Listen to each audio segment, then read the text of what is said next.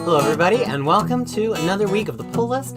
This is comics from June 25th, 2025, and don't adjust your streaming screens. It is I, Krisis. You're having me live from New Zealand, and I'm so happy to be back with you in our regular time spot, almost, maybe a little bit later, to talk about all of the comics that were out on June 25th as we continue our catch-up to the present. And as we know, I usually start the stream with going over my top-ranked comics of the year, but guess what? We've reached the halfway point of the year, which means I will be doing a special extra episode in just a few days, possibly only 24 hours, where I'm going to count down all of my top series of 2025 so far. Why would you trust some other site, another person that's only read, I don't know, 50, 100, 120 comic book series? I've read over 350 comic book series this year and over 2,000 individual issues, and so I will render what, to me, is the definitive ranking of the best comics of the year. So we're not going to jump to that. We're going to jump directly to my picks of the week. And so I write about all the comics on CrushingKrisis.com, my home on the web, for nearly 25 years,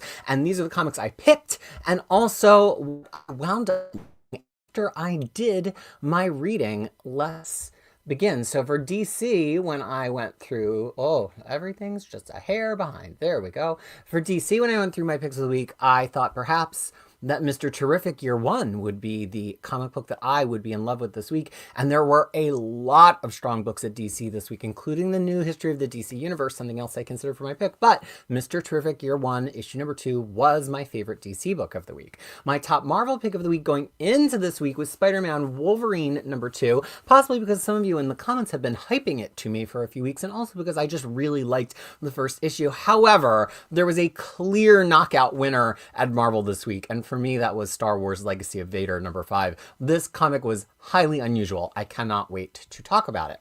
At Image, this was brutal. I picked We're Taking Everyone Down With Us number 4 because even though a new issue of my favorite comic book of all time, Lazarus, was coming out, I just thought perhaps after a 3-year break, it would be a little bit slow to start.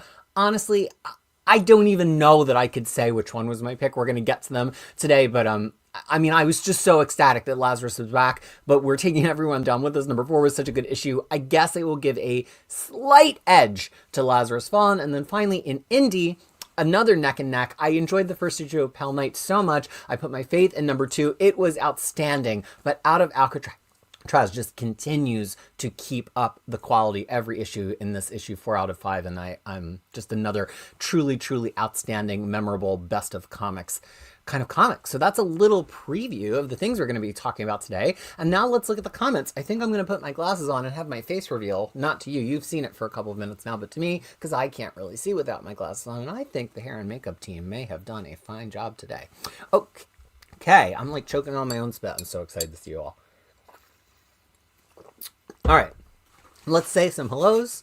Let's get this banner off the screen, and then after that, we're going to do a Moment of Krisis submitted by a friend of the show, Logan Wayne. Okay, Cruel Angel was the first one, and beginning to wonder, I didn't get to put up the thumbnail last night because I was still feverishly reading, and I wasn't sure I was going to get all the reading done in time, but then this morning I woke up super early to finish the reading, and then appear here before you. Bunkmaster B maintaining his streak as being one of the earliest comments. Cedric and Ellen and their 2 cats, Aurora and Falco, saying, I'll be there. Jamie C47 will be just finishing up work. Ryan Bragg, hello to you. Let's see who else. The idea of me not picking Lazarus as an Image book of the week, says Bunkmaster B on Comics, seems ludicrous, but We're Taking Everyone Down With Us. It certainly got some competition, and he exactly predicted my Image dilemma of the week. There is Logan Wayne saying hello, who submitted our Moment of Krisis today. Matt Glock, who I don't know that I've said hello to ever before, says any fans of Arcade, not arcades where you play the games, but Arcade the X-Men villain, we need a full Arcade Omni of all of his appearances. I think that would actually be kind of fun, but what kind of market would there be for that? He would have to appear in some kind of movie or something. But I often imagine what's happening like between, like he sets up this huge theme park. Who knows how long it takes to build? And then the X-Men wrecks it. And then he's back like 20 issues later. So what was those 20 issues? Was he just sourcing extra robots? Was he drawing up plans? I just love thinking about the connective tissue between Arcade appearances because I am a weirdo. Okay, Super Job saying hello. Edwin Billiot here. Glad I'm having a live stream and thought I might have had a relapse and wasn't feeling well. Yeah, I was I am not feeling terrific still, but I'm certainly feeling better than I was feeling last week. And Edwin, I saw later on that he's got a whole pile of DCBS Direct Comic Book Service orders to open up while he has been away from home. So he will not only be getting a pull list, he'll also be getting a haul. Kane saying hello from New Jersey, close to my homeland. Yona Pauls opened the show by singing the intro to Bye Bye Birdie. I don't know if I get that one. Stoops saying a quick hello. The great Gonzo is catching the stream while on the clock. I will try to make this safe for work. Hank is first day without a fever since Thursday. So happy to hear that. I know what it is like to not be feeling well. I hope you're recovering. Been stuck in bed, catching up on streams and reading Rom, Burns Superman, Doctor Strange of Asgard. Yes, one of our favorite books here on the show. And started on Kelly's Spider-Man, another book I'm really liking. Well, that is some good taste, even though you are not feeling well. Hank, we'll say a quick hello to Mall 360. Always a great day to have a crisis. James Abel is here. The Cerebro of Comics Internet. Patrick Borgel can't stay long. It's close to midnight. Yeah, this is an hour later than I usually start on this day. I know I so value that there's so many Europeans who actually make time for me in their bedtime routine. And so I'm really trying to not let the show go super late, but it's just harder on a weekday. But usually today, your Sunday night, I try to go a little earlier than this. And I think we said hello to all the individual humans. Pity Ma is here as well. Says Murph, Rami Darwish, so many folks. And Rami Darwish is a Lazarus fan. It is my favorite comic book of all time. And Evening Crisis and everyone, hope that we are well. We'll be watching this while editing my next video. Everybody please go subscribe to One Wheelchair X, especially if you missed me talking about X-Men nonsense, because that is his major topic. And as we get done, more of these catch-ups, I inch closer and closer to the very fun X-Men nonsense he will join me to do on this very channel. Rexmo waving hello. Gosh, so many of my regulars. I'm so happy to see you all, truly. Michael, Mikiel, probably. Wesleyus, great to have another review. Hope you can stay awake since it is midnight in Europe. Max Abelman here. Did you get your Beetle Bop done, Max? Is there a Beetle Bop to share with everybody? I mean, I know the like, bye, bye, birdie, but I can't think of the other parts of that song. And Jamie C47 rereading one of my favorite runs, Carrie's X-Men Legacy. And also James Abel just putting One Wheelchair X's YouTube there. And I don't know if you saw the announcements on your condition over the weekend, but my pansexual murder son, Dokken, has his own omnibus coming. I'm so excited, even though that's right on the line of that 2010, 2012 zone where I don't buy any more Marvel omnibuses. I am absolutely going to buy an omnibus of Moment of Krisis. So, as I mentioned last week, Logan Wayne, why won't the banner go up? The banner does not want to appear on the screen. Okay. Oh, there we go. And the internet's already being crappy. Well, we're just going to have a day, aren't we? Let's see. What can I do about that? Let's see. Does that make the internet better? Or worse? Possibly worse. Okay.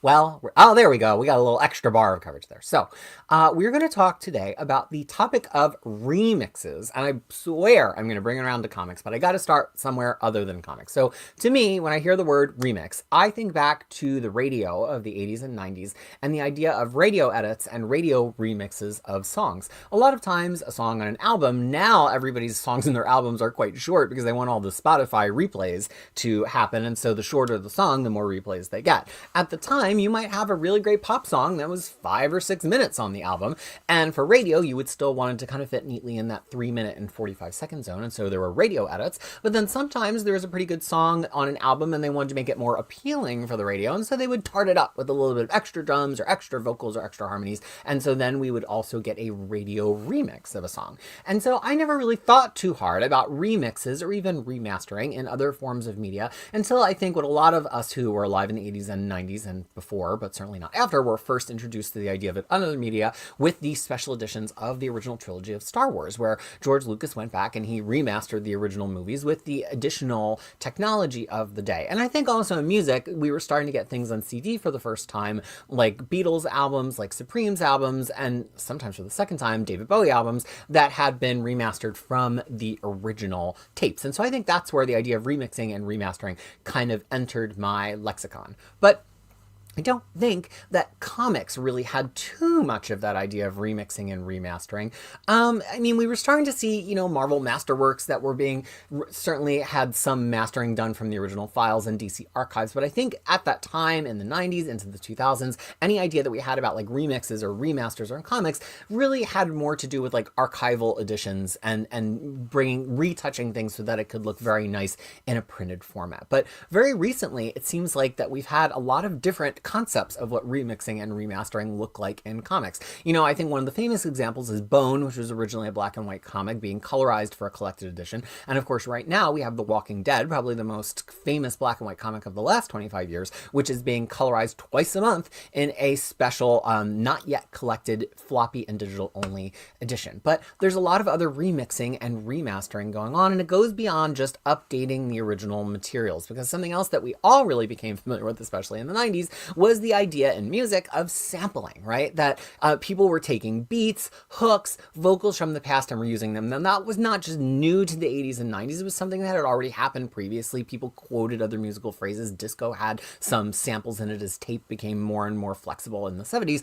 But that really entered the public lexicon in the 90s. We got used to hearing familiar samples of songs that we already knew on the radio. We got used to songs that pretty much, especially in rap and hip hop, took a whole existing pop or rock song and kind of played with the structure underlying, but then delivered us a whole different song. And I always think of I'll Be Missing You as the first example of that really hit for me, which of course was based on the guts of Every Breath You Take. And this year, of course, we have Anxiety by Doechii, who I always listen to as I'm getting ready, who remixed, really not remixed, it's the full original song of the Goche song where he yells. I don't know. I can't remember the name. It's not the topic. So now I want to talk about that idea in comic books, because comic books that remix and remaster, we're not just talking about collected editions. We're not just talking about Rob Liefeld putting out a deluxe version of Youngblood, which has been recolored. Now we're talking about comics that are kind of like remixing other ideas that comics have had before. And that's where the nostalgia really comes into play, right? We're starting to get comics that are repeating wholesale past plots because it's just time to do it again. We have, Spider-Gwen and Miles Morales speed running past Peter Parker plot points, such as clone sagas or Venom sagas, because that's what you do in a Spider-Man book. We have, X-Men books who are like, let's go back and redo some Cassandra Nova stuff. Let's go back and redo some stuff with some other key villains, because now the remixing, the remastering actually is hitting a very specific nostalgia button, and to put a sample in of a song that everybody already knows is an easy way to get them out on the dance floor. But as I was thinking about this topic, I was thinking, what are Marvel movies if not remixes of the comic books? The Marvel movies are not putting the comic book script fully in the order that it was originally in, but we can identify elements there, and sometimes it's a mashup, right? If we look at the first Avengers movie, it was, like an invasion of New York, but also the Avengers forming, under the influence of Loki, which is how they originally got together, but it had many modern elements, and it also teased Thanos, who wasn't really involved with the Avengers at all for decades of their existence. So it's really interesting to me that part of why I think sometimes I say I'm not an MCU fan, I'm not here to watch Marvel movies, I'm a comics fan of comics, is because to me, the Marvel movies really are just remixes. They're remixes of songs they already know. They're samples of songs they already know. And I like the original songs a lot. And remember at one point in throwing a party that I hired, I informed the DJ that if they would be playing any major songs from the 90s like Vogue or Love Shack, that I did not want the radio edits and I did not want a remix. I wanted the original version of those songs because those are the versions I know. And that's how I often feel about comic book media, whether it be cartoons or movies or even things like Ultimate Universe or Absolute Universe. I don't really want to hear a remix. I like the original song already a lot.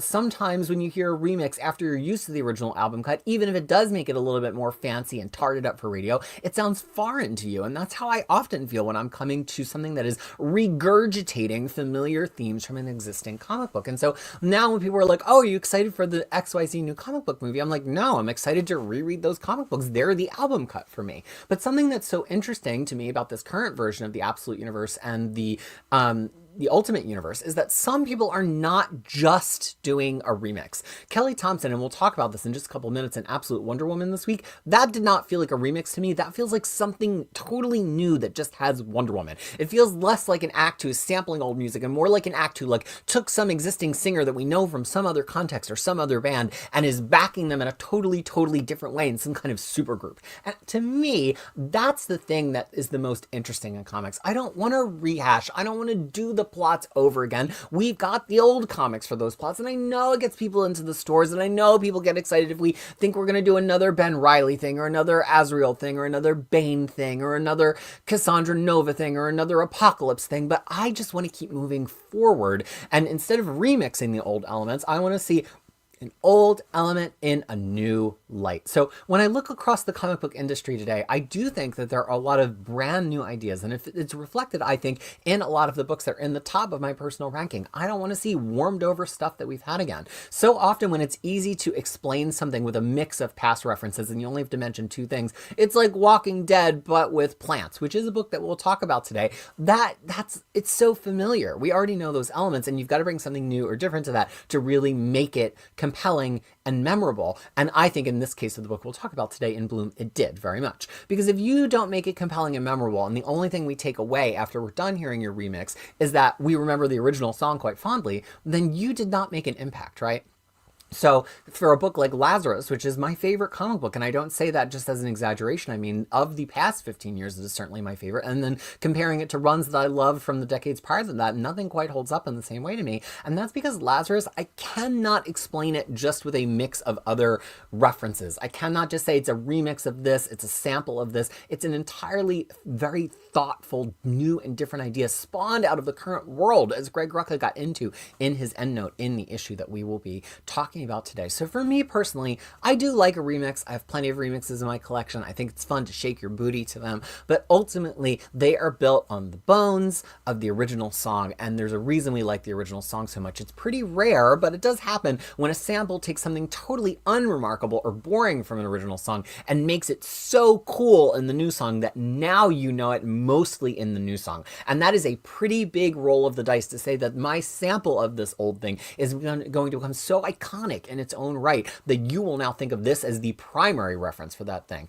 And I think for comics to be redoing whatever it is, suits, clones, wars, galactic, whatever, it is a pretty big dice roll that after all is said and done with this story that reused the existing sampled elements, that we're going to remember this version of the sample any more fondly than we did the original story, which originally made its impact on it. So that is my moment of crisis for the day, talking about the idea of remixes. So thanks so much for the idea, Logan Wayne. I don't know that I said all the things I wanted to say, but that's why this is never planned. All right, we're going to go back to the comments and probably put my glasses back on because I need some contact lenses, and we're going to see what some folks said about all of that, and then we are going to get into the comics of the week. Martian Pilgrim saying, not a regular, you're relatively regular. I immediately know your masked face and your plushy Infinity Gauntlet when I see it, but glad to catch this live stream a second time. Good morning to me, good morning to you. Josh JMC, that's a name that I don't know if I've said hello to before. Don't often make it for the live shows. See, this goes to show how quickly my brain operates, that I'm already formulating a response to the person's name before I've even seen the message. But thrilled to be here tonight, and we are thrilled to have you. And another one that's not here often, Richard Bladley, just flying a visit as it's late at a big eBay week. 5 out of print X Omnis arriving in the next few days. Very excited. I'm very excited for you. It is always fun to have one of those scores. Logan Wayne, I immediately thought of me when I saw the Dakin announcement. Is it good Dakin material though, or bad to Mem material? I liked it. I mean, part of the fun of Dakin was that not think and then talk crisis. It's that it was so transgressive at the time. It was so subversive at the time to have a mainstream main run comic book character who was Wolverine's son, who was a villain, who absolutely was using sex as a weapon, Pat Benatar, and who was very voraciously pansexual and really was doing terrible, terrible things, and that we were supposed to have him as our protagonist. Marvel had not really often had that kind of book with that kind of protagonist. They had Thanos as a protagonist of his own book, but Thanos is not sexy like Decanus. So I just was so taken aback by him, not just because of the queer element, especially not at that time in my life, but just because like it just was so different than anything I had read before. And it was so fun to like root for this guy who just was, you knew if he did win, he was going to do some terrible, terrible things. So I really liked it. And I think that Dark Reign period heading into the Heroic Age is just a really strong comics of Marvel in general. Doc and Omnibus, surprised it didn't include Akiro's early appearances in Wolverine Origins. That's the thing. I maybe would have squeezed in like another 8 issues. I think there's 2 arcs of Origins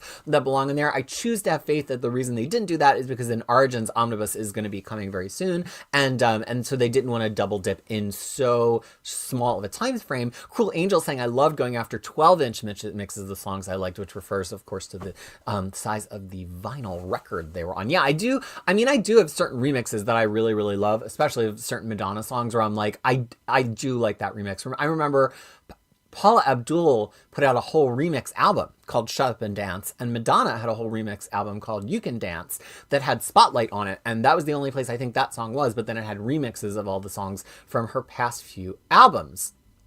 Kane saying comics get rebooted, not just remixed or remastered. One Wheelchair X says, I always think of Mariah Carey when it comes to remixes. So many remixes. Yeah, and you know, they serve multiple purposes in music. One purpose is to just give that song new life upon new life in clubs. But for those of you who existed in the vinyl era, and for DJs that actually DJ with vinyl today, which are a vanishing few, I actually used to work at a vinyl record wholesaler company as part of Deep Crisis lore. And part of it was giving you all these different versions of the songs, gave DJs different things to play with in their sets. Like you would always give an a cappella version that would be all the vocals. You would always give an instrumental version that had none of the vocals. And then you would maybe have one that had like really pumped up beats so that you'd have something to mix other things into. And you know, that was all like DJ fuel, which now you have so many algorithmic stuff that can just strip the vocals out of something or, you know, just take the vocals out of something, that it's not as imperative that people put out so many different remixes. But then that culture, you know, persisted. So people still will put out, you know, 18 remixes of their song, and now it's become just a way to chart more, right? Because all of those get amalgamated into the same charting for the original song, as long as they're similar enough, I do believe. And so like for YouTube and Spotify and all those streams, all of those count as streams. And so yeah, if Mariah Carey puts out 20 remixes and everybody bumps the remixes constantly, that helps all of the songs chart. Richard Bradley saying X-Men Classic backups are kind of a comic remix. Yes, I love when people always point out that I've been forgetting X-Men Classic as one of my examples, as Omar did on a show a couple weeks ago. Yeah, X-Men, not just the backups, the actual X-Men classics are a remix, because Claremont went in and adjusted things that he didn't love about them the first time. And you know, that's something I kind of meant to talk about in the remix talk. Like, while I don't like the George Lucas of it all, of saying like, I never meant to do any of this, I'm going to digitally animate everything, I do like when artists go back and they're like, you know, at the time I was not savvy enough to have put harmony there, but that's a place that needed harmony. You know, Ani DeFranco, one of her early albums is called Like I Said, which is technically a greatest hits of her first 2 albums, but some of it's completely re-recorded, and others of it just has like a little bit of percussion or a little bit of harmony on it, when in reality her first 2 albums were very, very plain. And I was very resistant to it at first, because I'm like, these are not the versions I love. But then when I listened to it, I'm like, oh, actually, these just feel a little more fully imagined. And I think Tori Amos, another artist that I'm a huge fan of, often will have a radio mix where it sounds so cool, but you just know that song would not have fit in on the album. You know, if it had sounded like that, because of too much extra percussion, because of too much extra harmony or extra, you know, guitars on it. But then when you hear it, you're like, oh, but this is the form of the song that it always meant to be. And I do often think about that with the classic X-Men issues, that it was Claremont kind of being like, you know, in the original run, I didn't have time for this, or this would have maybe dragged things down a little bit. But some of the things that he inserts in classic X-Men, it's like, yeah, but this is the way the story was always wanted to be. Wouldn't this new Youngblood considered a remix with its new scripts? I mean, this Youngblood Deluxe is wild. It's the same pictures and it's everything else different. It's almost like Doechii doing Anxiety over, what is that? Somebody that I used to know. I can't, it's way too high for me to sing, but that's the song, right? It's more like that, where they took all the original pictures and then they just built something entirely different on top of it. Jamie C47 saying, would I class this Simonson Thor Omni as a remix remaster? Yeah, absolutely, because they recolored every single page. All the scripts are the same, all the letters are the same, but it's something different than the original. Some people would say that it's more of itself because it has those colors. I think it is less itself because it has those colors. That is an example of a remix that I do not prefer. Hello to Space Monkey. Tintin, I believe, was very early in the remixing game.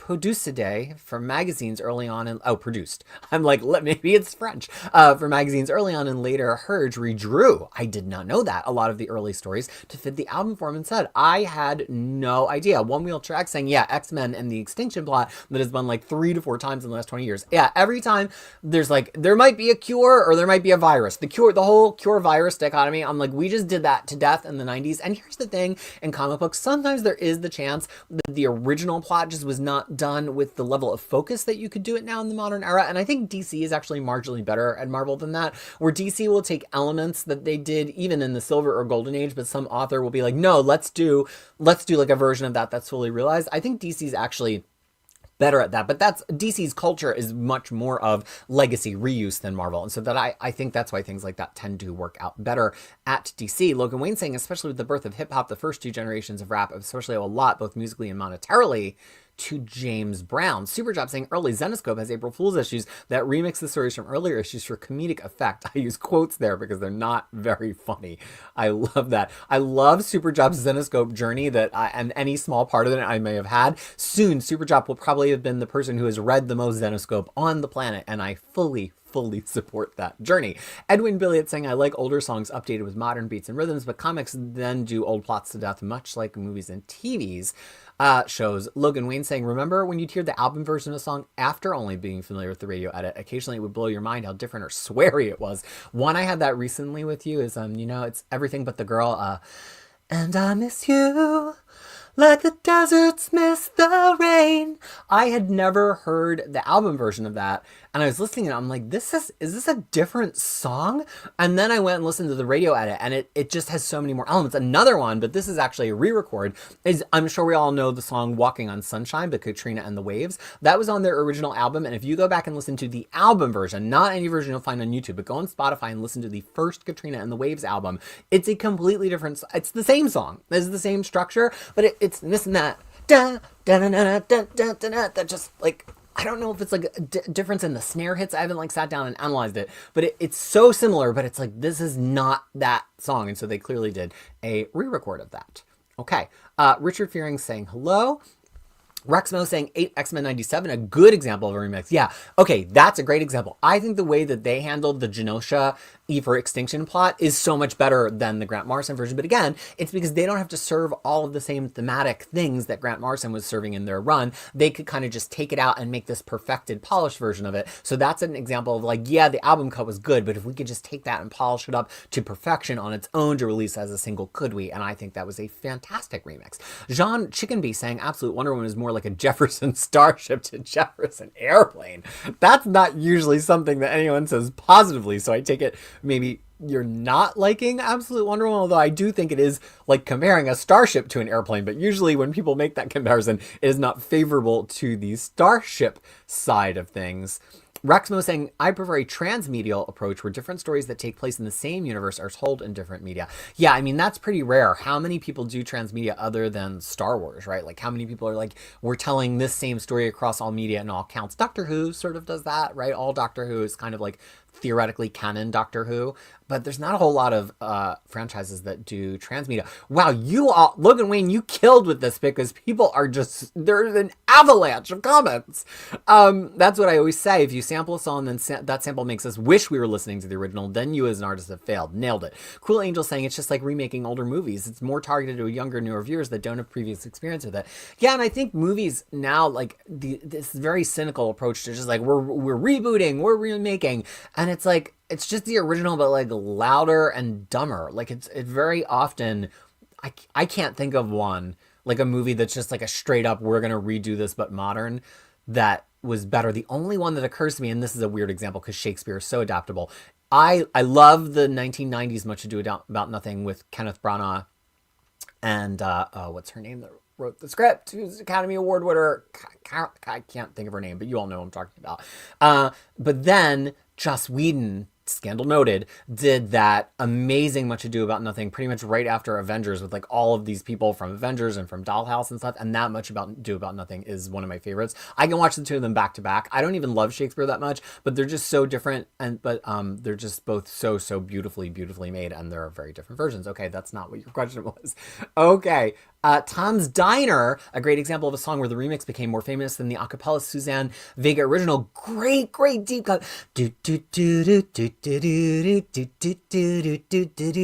Love that. And great example. Yeah, the original has none of the elements of that version that we are so familiar with. Richard Fearing talking about another one of the recent Omni announcements, the Thunderbolts Dark Reign Omni, which will complete Thunderbolts in Omnibus. That's wild, at least through 2015. And it has the Fight Bolt stuff that had been previously been abandoned tacked onto it, which is one of the first times Marvel has ever picked up abandoned material in a later omnibus, which I think bodes well for our future, especially with some omnibuses that famously skip a couple of issues like Simon's and Thor and like Daredevil by Miller. Maybe this holds the answer and we're going to see Marvel do this kind of thing some more. Maybe DC should do it as well. I will be on with Omar in 2 weeks to recap all of these new Marvel announcements, so I will be sure to put like a post or something on here so that you all know when to catch that. When Eminem's Stan came out, I bet most people did not know the hook was a sample. I knew, but you know, most people. Do I have any all-time favorite music artists or soundtracks?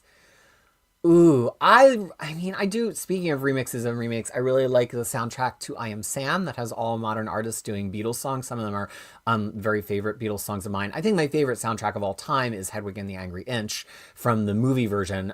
Talking about remixing, remastering, it's a little bit bigger and louder, and in some cases a little bit more produced than the Broadway version. I enjoy the Broadway versions, but to me, the Hedwig and the Angry Inch movie versions are it. And I have secured Farrah Fawcett style Hedwig wig. So one day it is possible that I will just come on stream and just start doing Hedwig and the Angry Inch, and you're all going to be so confused, but that is a foundational text for me. Don't you know me, Kansas City? It's the new Berlin Wall. I was born on the other side of a town ripped in two. Yeah, I'm clearly feeling very musical today. Okay. Agreeing that on it being lesser. Oh, the Simons and Thor. The original Simons and Thor is one of my favorite runs. I refused to buy that Omni because of the colors. I actually briefly had it, and then I saw it, and I was like, oh no, I don't really want this. You know why? Because I love comics making unusual color choices. That's part of comics. It's not a movie. I love when the sky is pink. I love when the foregrounded character is knocked out in a silhouette that's all blue. It's art. It doesn't have to look like real life. And I just find it so boring when these comic recolors, Swamp Thing, Simons and Thor, the Dark Horse Conan. I hate it when the colors are like, let's mute all of the original fantastical color choices. No, comics are fantastical. Just like the whole idea of like, oh, we can't have caption boxes anymore. Like, no, that's what makes comics magic. Don't take away my caption boxes. People who are correctly remembering that it is Goat Chase and his song is called Somebody That I Used to Know. I never remember that is the name. Thank you for chiming in with that, Scott Johnson. Adrian Montana's saying, hoping everyone is having a great one. Looking forward to reviews this week. And somehow we are past the 30-minute mark, even though everything else was so early. But that is because you all had so many interesting comments. They just keep going. James Abel saying, Galaxy Quest is a remix of Star Trek. Well, I would say it samples a lot of ideas from Star Trek and it puts them in an interesting new order. Would you call Spaceballs a remix of Star Wars? No, because Spaceballs is parodying tons of different movies, right? So I think that a parody, as I was looking at pictures of Weird Al Yankovic performing at one of my home venues back in Philly, the Mann Music Center, and just thinking about Weird Al Yankovic and the way that sometimes he'll just do a straight up parody of an existing song, but sometimes he'll do a song that is a parody of a whole genre or that brings in different elements of different songs.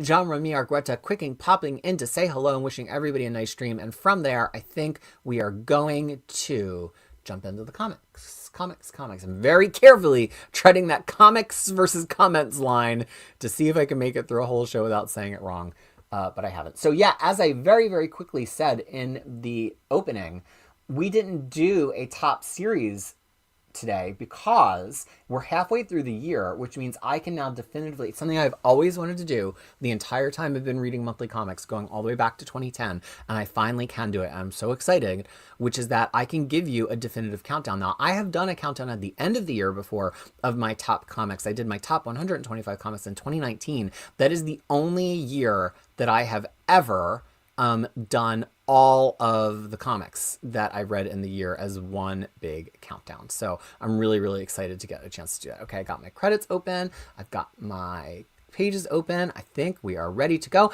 As a reminder, I will see your comments as I go, even though I don't have my glasses on, although I might have to put them on at some point. And if you comment about the book that I'm talking about, or maybe just one book back, I will try to put it up on screen so we can all have you participate in the conversation and be remembered as we archive this video and people are not reading the chat as much. If you're asking me bigger questions or continuing the conversation about books we've already passed by, I will catch that on the break today. The break is, I believe, between the letters K and L, I think, and then we'll break again, of course, at the end. So let us begin the actual purpose of us being here. And please let me know in the comments if the audio gets weird or if the video gets weird. I'd like to know. I'd rather know and try to fix it than not be able to fix it. And also, if I have centered my frame correctly, you should be able to see this pin still on the screen, which I cannot tell because mine is flipped. So if I've got that in the right place. As we know, I don't actually read 2000 AD. I just put the cover first, as is our tradition here, which means my first book of the week was Martian Manhunter. Now, we have heard that I am starting to sour a little bit on Dennis Camp, even though you all like him. He's just writing comics that I'm not as interested in. But it's really interesting because this comic in particular kind of foregrounded one of his major themes, which is that the metaphor is literal. You know, that he's telling literal things with the metaphor. And that's one of the things I've been complaining about in comics recently, that I don't really like comics that are all a metaphor story. And I think Camp's point, almost directly aimed at me, is just read the metaphor as it is literal. The thing that I didn't like so much about this comic book is that it really took this, it's one of these tropes that I don't really like in constructing an issue, where you take a lot of individual examples of a thing and we step out of spending time with the character or narrative, but we just keep giving examples. So he's giving examples of how this heat wave, but also the influence of the white Martian is causing people to turn against each other. People that used to love each other or be neighborly are now fighting, but it just feels like it was like example, example, example, example. And it started to take me out of the narrative, when the thing that was much more interesting to me in the narrative was that his wife really doesn't feel like she looks into his eyes and sees him anymore, because she cannot read the language of his thoughts, which is a metaphor for her love and affection for him, but is also very literal for the change in how he is thinking now that he shares his brain with the Martian. And he finally has this moment of saying, "You doubt how I feel about you? You know, of course you," but she doesn't know anymore. And this page, so brilliantly drawn by Javier Rodriguez. And I just love that little lettering choice by Hassan Otsman El-Hal, to have that not just be like a straight up stem from his mouth or his head that indicates a thought balloon, but this kind of like weird little trailing scribble that really tells us the tone of the voice. A lot of times the stem of the word balloon, I forget what it's actually called, implies the tone that we should read the words with. Now we come to Absolute Wonder Woman by the regular team on this comic: Kelly Thompson, Hayden Sherman, Jordi Belair, and letters from Becca Carey. I both loved and was slightly bored by one part of this issue. The part that I loved, of course, was all of the art from Hayden Sherman. I want to zoom in on this one specifically, not physically zoom in, but just because the colors are so interesting from Jordi Belair, just the way that it's almost got a watercolor influence to it, like they're almost kind of like splotchy and dappled in a way as Wonder Woman threatens Dr. Poison. And this issue really was what clinched that I was going to be doing Logan Wayne's remix theme today, because it just felt like, even though this was a Wonder Woman who I appreciate, it didn't feel like any Wonder Woman that I already knew. Just her, the way she approaches a problem, the way she's so sure she's going to do it, and she doesn't matter, you know, who gets in her way. It's not that the Wonder Woman in the mainstream comics is not this sure of herself. It's just that I like the way that Kelly Thompson is telling different stories about Wonder Woman. However, she goes into a maze, which is clearly meant to evoke the maze of the Minotaur in Greek myth, and she does meet a Minotaur there. It's not what we thought, but I do think that the maze sequences kind of slowed down this issue just a little bit, although I still really liked it, but it just felt like the sequence was a little bit long without really getting to anything really interesting. And so it just took my my charm away for a second. James Abel saying, "This gave me some Indiana Jones archaeologist vibes, Wonder Woman now to enter her labyrinth arc." And Stoop saying, "My favorite absolute book is Wonder Woman." So good. There was also another scene where she was talking about the head of the thing that hangs over her fireplace, and she had to kill her, but it's going to regenerate 2 more times. And they're like, when is it going to regenerate? And she's like, maybe it will or maybe it won't, but the fact is that I need to have it here to expose myself to that risk. That it just, again, metaphor, literal, like it was a metaphor, but it was also literal, because I'm sure that's a gun in the first act that's going to go off in the third. But that scene also, I just felt like there were a couple points in this book where it really like slowed down, which I don't think is a bad thing. I don't think every comic has to be super fast, but I just felt that in the pacing. I don't read the Armory Wars Good Apollo on Burning Star for Volume 2. And as of last month, I dropped Assorted Crisis Events because I think we've established I don't like it, you all do like it, and I don't need to keep subjecting to me screaming about it month after month.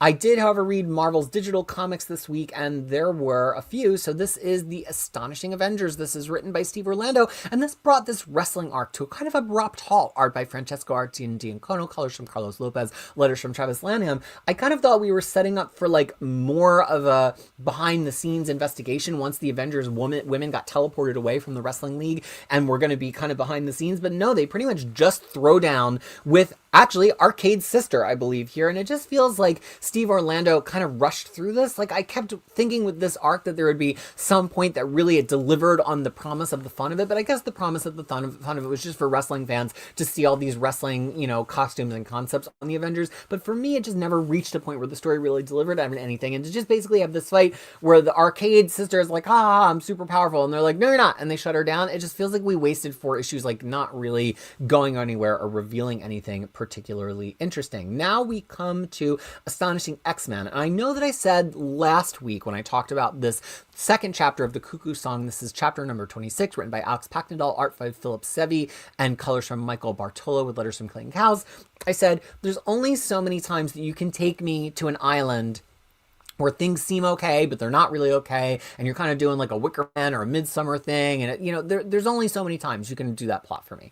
That said, I do think Alex Packnadal found some more interesting beats to play as Husk and Skin are investigating this weird island that claims that humans and mutants are living there totally in peace, because they have this weird church where they're like worshiping Xavier, like that's their mural on the wall, and Xavier in this very Christ-like pose with his arms outstretched, and Skin says, you got a murderer up there on the wall, right? And so that to me made this a little bit more interesting than I thought it was going to be, because the element that even if everything's fake, and even if there are going to be killing mutants vaccines or something, that on some level they do worship the idea of Krakoa, definitely gives this an element of uniqueness that I did not expect it to have.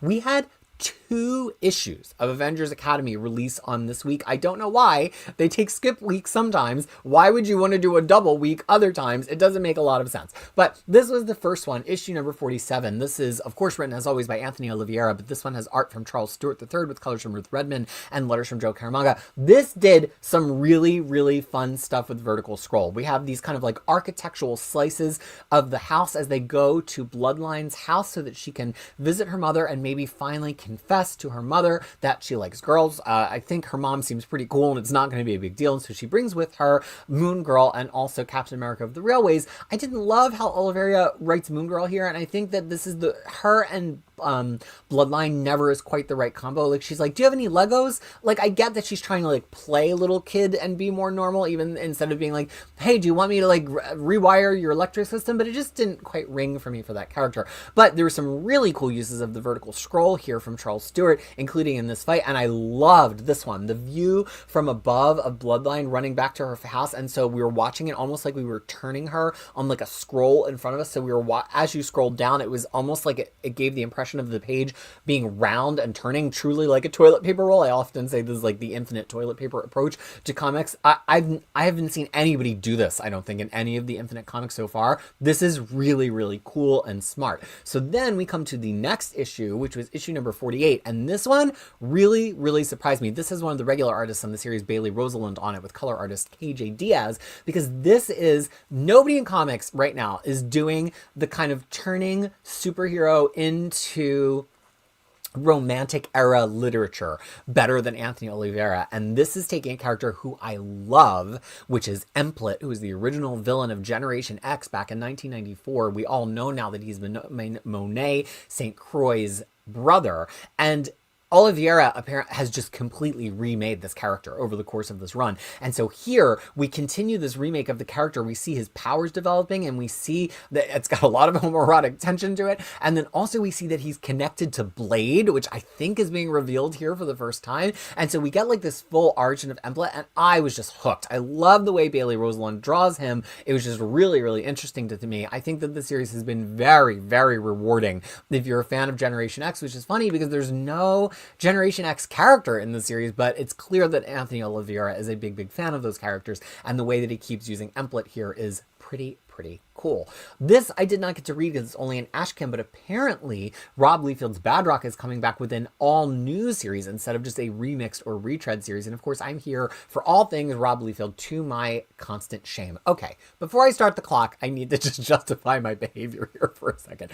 So this is Biker Mice from Mars. And if I recall correctly, this was some kind of cartoon or toy in the 90s, and I always assumed that it had come from a comic book in the same way of Teenage Mutant Ninja Turtles. Instead, I think it was a cartoon that was trying to capture the vibe of Teenage Mutant Ninja Turtles and did that as a cartoon. So I always assumed it had been an indie comic, so I went back and I found some pictures on the internet of the original comic, thinking it was going to be this, because there were a lot of comics in the 90s that were kind of like knockoffs of the popular things, and sometimes they had really cool, very indie art in them. This was not one of them. This original miniseries was actually produced by Marvel, and it just looked like any other 90s comic. Now, I said I was not going to read any more of these Nacelle-verse stories, so it's this person who bought up all of these old toy and cartoon properties and is trying to lash them together to try to make something like the Hasbro universe or the Energon universe. But the properties are often so marginal and the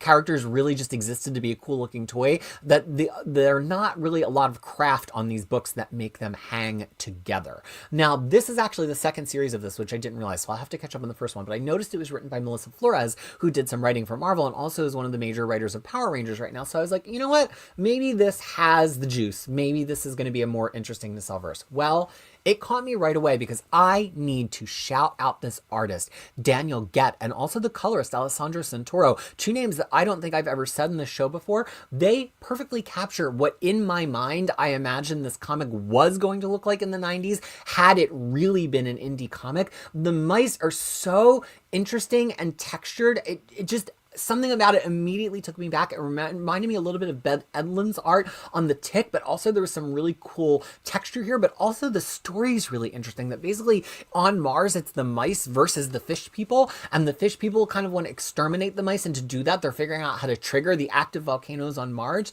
And much like Ninja Turtles, it's not really just about these three main mice on their motorbikes. Like, we get this scene at the beginning to kind of give us that big, you know, fun cartoon moment, but it's actually this very complex community of them, their partners, their families, their children, and they're just the rebels in this universe. And I just think this page just really, really stuck with me. I thought this was going to be kind of a cute comic that was kind of like very Ninja Turtles light, but no, their entire city gets destroyed by this volcanic eruption, and just their mouse faces here are just so like detailed, and it just gave me 90s. It gave me Ninja Turtles, it gave me The Tick, it gave me Cerebus, and it just like really drew me in. So all of a sudden, I'm a Biker Mice from Mars fan, and this is why I actually try things, even though I sometimes say that I hate them, because this was really, really cool. Like, I am totally into it. Kane is saying, I want to get the SNES game of Biker Mice from Mars.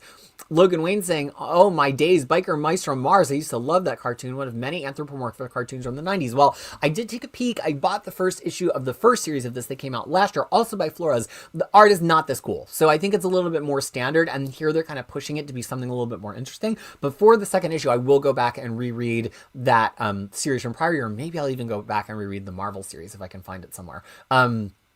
But I actually really like this. I can strongly, strongly recommend it.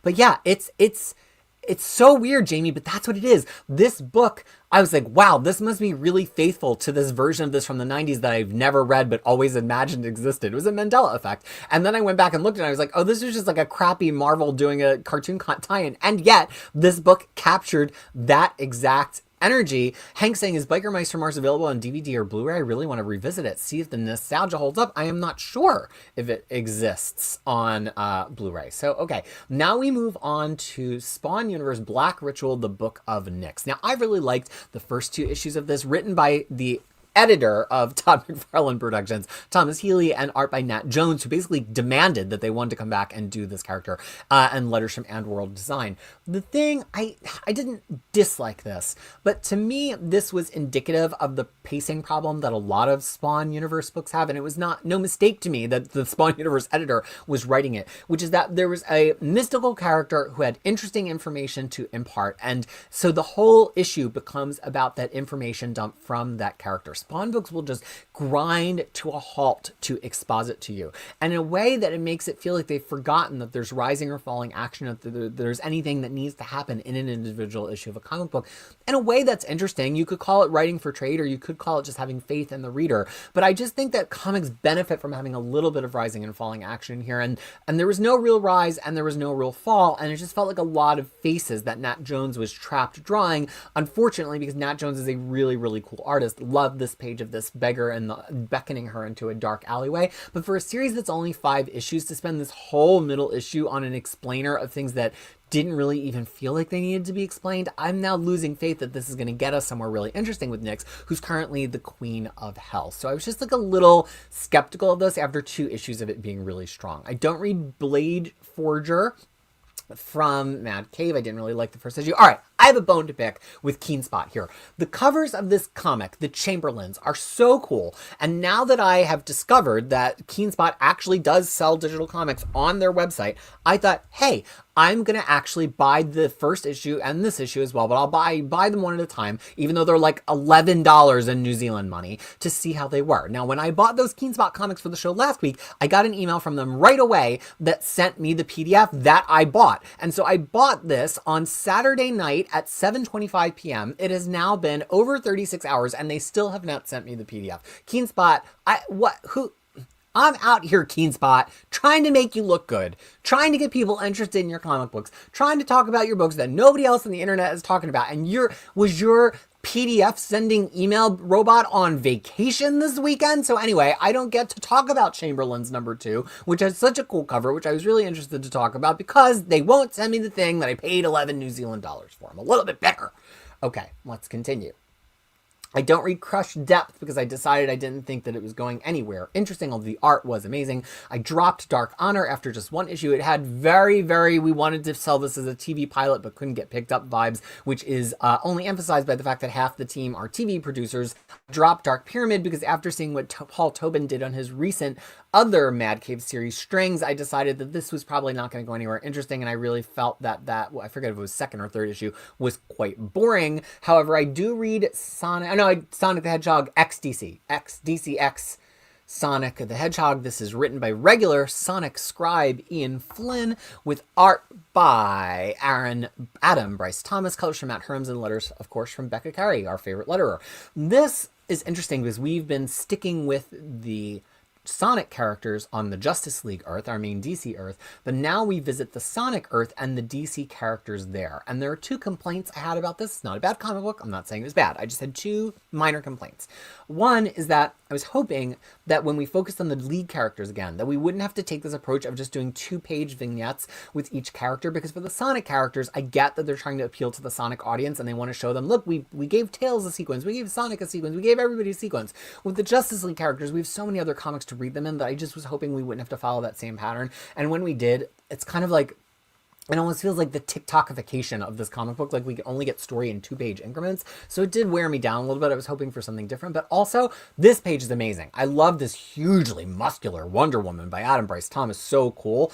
But I just felt that it had trouble keeping characters on model. Like even though she looks so big there, then she doesn't look so big below. And I really have problems when characters don't stay on model. But there was some really, really cool stuff because this was pulling out deep cuts from the Sonic universe. So we have Batman as the Justice League characters are trying to get their hands on the Chaos Emeralds, as we hear with Batman and Metal Sonic, and just some really cool page layouts. I mean, there is no doubt that Adam Bryce Thomas is really, really cool. I just had a little bit of trouble with the character modeling. This one with Dr. Eggman was hilarious. He's doing his big villain monologue and he goes, what is that? Is it a bird? A plane? It's Superman. I love that. It's so funny. Yeah, I absolutely endorse trade buying this Sonic book. It is so delightful. It's really, really fun, really, really funny. It has so much charm to it.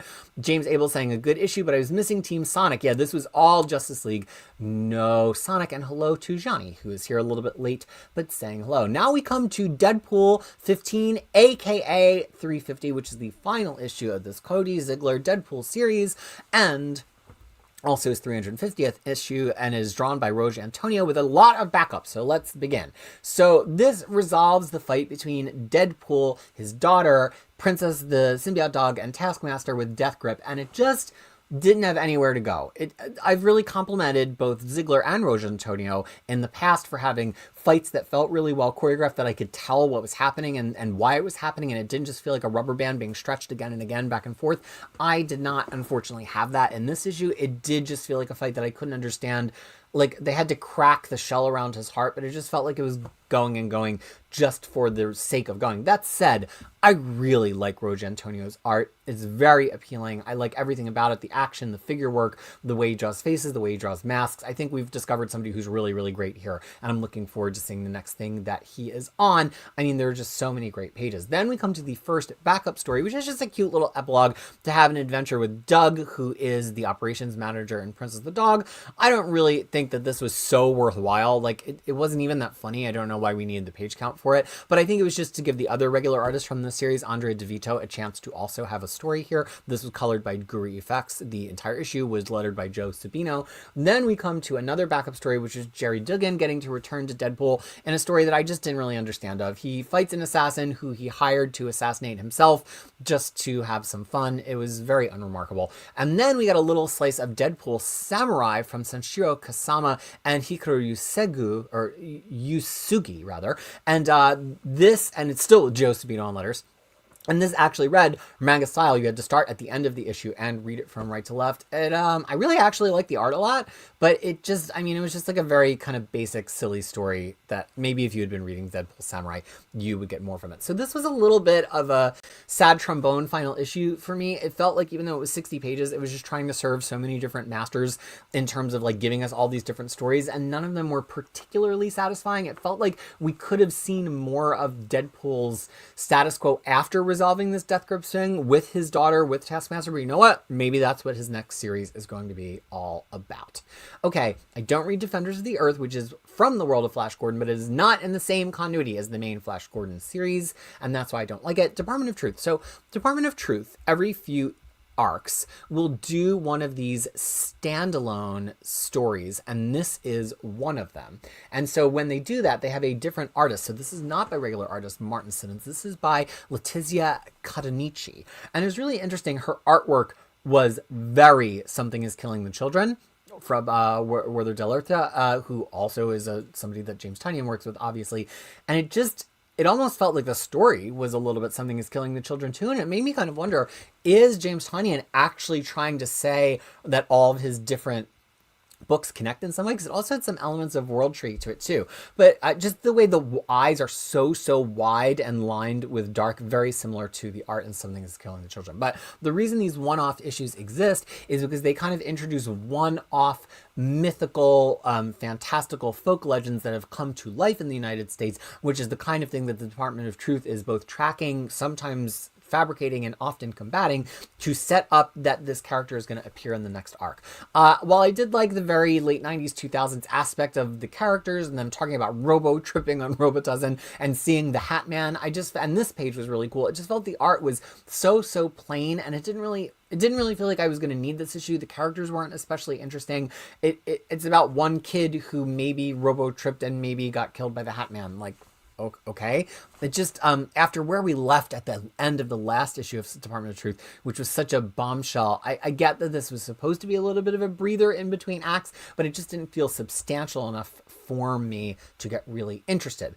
I did read this first issue of Don't Forget the Briefcase, even though I do recall Max Appelman telling me that it wasn't very good, and that is why I read it, because Elliot Rahal wrote it, and I've liked some past comics by him, and it has art from Philip Sevy, who's one of the artists on that Astonishing X-Men and Infinity comic, and I was really interested to see him on a full issue, colored by Nia Sahadewa and letter from Frank Sedovic. This was kind of a deeply awkward comic book. So it's ostensibly about the person who holds the nuclear suitcase that has all of the codes in it. And it starts out with this very cool sequence of presidents explaining what your responsibility is. And it has drawings of all the different presidents all giving this same speech. And I really thought it was interesting to see Philip Sevy do this, because I've never really seen him have this much space before. But then Elliot Rahal really leans it into this kid who's been bullied on the schoolyard. And so he decides to beat back on his bully. And it immediately gets into a scope problem for me, because he basically he knocks the bully's teeth out. He ruptured his testicles. He got bricks in his briefcase. it went like a little too brutal for me, because then the principal's like, you should just stay home for a day. It'll all be okay. It's like, I don't know. Sometimes when you start out a comic with something this big that like, he's like, he almost killed that kid, he could just take a day off from school. It kind of like takes me out of believing anything in your comic. And we spent so long on the relationship between this mother and the kid that when we finally got to the part that was about the nuclear suitcase, and there was a really cool twist at the end, I found that I kind of just like hated it by the time we got to the end. So I don't know. I might give it one more issue because I do like Elliot Rahal, but I just think, and I think Philip Sevy is a much better artist than I've been giving him credit for on his Infinity Comics at Marvel, because this was drawn fairly well, but I just really, really thought it was a pretty dumb story. Hate to say it like that, but it is. At some point, I've swallowed one of my hairs, and so I now just have like hair halfway down my throat. I don't know how to fix that, unfortunately. So we're just gonna keep going. I don't know. Okay, so here we are at Doom Academy. This is the final issue of a miniseries that I like very, very much, written by Mackenzie Cadenhead with art from Pascal Ferry and colors from Edgar Delgado, who's always the colorist for this group of kids, and letters from Clayton Gals. I really like this. I've always really liked it. I think that we have built up enough of a conflict. We've introduced characters that are easy enough to follow, that it's now that we are in a big fight, it doesn't just feel like a free-for-all with no rules and no gravity. It actually feels like there's some stakes, and that I actually want to see what is happening with these characters and how they wind up. So the fight itself, it was just a fight, but it was enjoyable because I cared about the characters, and Doom shows up at the end. So he's been kind of hovering over this whole time, his name on the Academy, on the series. Finally, we see him get to interact with the kids, which if you remember from the end of Blunt Hunt, he made the appeal that the kids would be better off with him, and it's kind of could be said that they are better off with him. So it's kind of Doom marches in, and he gives some compliments to the kids, and he has some negative things to say to Dr. Voodoo and to the librarian, what is her name, Zelma, and like, he says, as expected, the students of Doom Academy have the situation under control. And it made me just want to keep reading this. Like, this book, it's one of my top 20 books of the year as of last week. I don't know where it's going to rank yet on the final tally of the first half of the year, but I thought it was delightful. I thought it absolutely continued the story of Doom Academy really well. And I thought it was really, really satisfying to see Doom show up at the end of this. And he's like not the villain to these students right now. Actually, right now, they have his support. James Abel agreeing. The ending felt very complete. Everything wrapped up very good. The last 2 pages to see was nice. And also a good note that there is a James Tynion Humble bundle right now that has like everything James Tynion in it. And it is so cheap. It's very, very affordable. Cedric and Ellen saying always great to read stories of the strange Academy kids. All right, I have to try to get this hair out of my mouth, which I'm not going to do on camera because that's disgusting. How did I... Oh, this is hell. Why do I have a hair down my... Okay. Well, I didn't get it. I guess I've just swallowed a hair. There's worse things. Okay. Let's continue. Sorry, that was disgusting. Dread Mutt. I do not read because it's by Keenspot. Who knows if I would ever get the PDF. Here, by the way, is the link to that Humble Bundle from James Tynion, which has so many Tynion books in it. And also hello to D. Marcel, who's here for his 9th live stream. This is, I wanted to read this. It's by Charles Forsman. It's called Ex Utero, and he's the creator of The End of the Effin' World, and it just didn't seem to exist digitally. I looked on his Instagram, I looked on the publisher's page, but it didn't seem like there was any way to read it digital, unfortunately, which brings us to Fantastic Zero, or is it Fantastic Four? It is issue number 33, which is the final issue of this run by Ryan North, but don't worry, he'll be back next month on the new series, though he will not be accompanied by regular penciler Corey Smith, here inked by Wayne Faucher, colored by Jesus Alberto, and lettered by Joe Caramanga. So this wraps up this final arc, which is the end of the story of the Fantastic Four losing their powers and wanting to get them back. This was the only bad arc of this book, and it's kind of funny that it was the only real arc of this book. Everything else was just 1- and 2-shot stories. So is that to say that Ryan North really should just stay away from arcs in the future, or was this kind of just a bad story? And I just don't agree with the fundamental motivation here, which is the idea of like, it's critical the Fantastic Four get their powers back and turn the thing back to the thing, because they're the only way that the world might be able to fight against Doctor Doom in this one world under Doom. That just doesn't feel right to me. Like, Ben Grimm why would he want to go back to being the Thing? Why do they think they're the only chance? It just doesn't ring true. Also, Corey Smith, who I do like his art, he seemed to really have trouble deciding if Valeria was like a 4-year-old, a 10-year-old, or a 15-year-old. Here, it just felt like he kept drawing her different face shapes and different heights throughout. That all said, this is a very, very fun Herbie story. Of course, the team risks ruining the entire universe because they go back to the Big Bang to get their powers back. The story, it just, for the characters, it made no sense, and I don't understand what Ryan North has been trying to do, especially because I thought that this was maybe going to shunt them into like an alternate universe so they could kind of play a beat that's similar to what the beat in the movie seems like it's going to be in their next series, but it doesn't. It just gives them their powers back. That all said, it's a very cool story about the Big Bang and about Herbie and about the power of love and what it means to love. So if I could divorce it from my opinions of the character work, I actually enjoyed it. But as a Fantastic Four story with the in-continuity Fantastic Four, I just feel like Ryan North really lost the plot in many ways on this last arc, because it just doesn't feel like the Fantastic Four that I have known and have loved. James Abel saying Herbie finds out this issue, finds this time to shine, and he's a good robot. I do wish Ryan would drive more into Herbie and show us what makes him so unique. I agree, Richard Bradley. I hate the stretched neck from Reed on this cover. It just feels like instead it should be his arm stretched around them or something, or maybe this arm behind, like going behind him to like put his arm around Sue or something. The neck just doesn't, it's just a strange composition choice. It's not only that I don't like how he's using his powers, if you look at I guess it draws your eye a little bit across the cover because the levels of it kind of makes it more of a swoosh as you follow it down, but there's just something about it that really doesn't work for me at all. Does this mean that this counts as the 0 issue for the new series? Very clever, super job, very clever. Okay.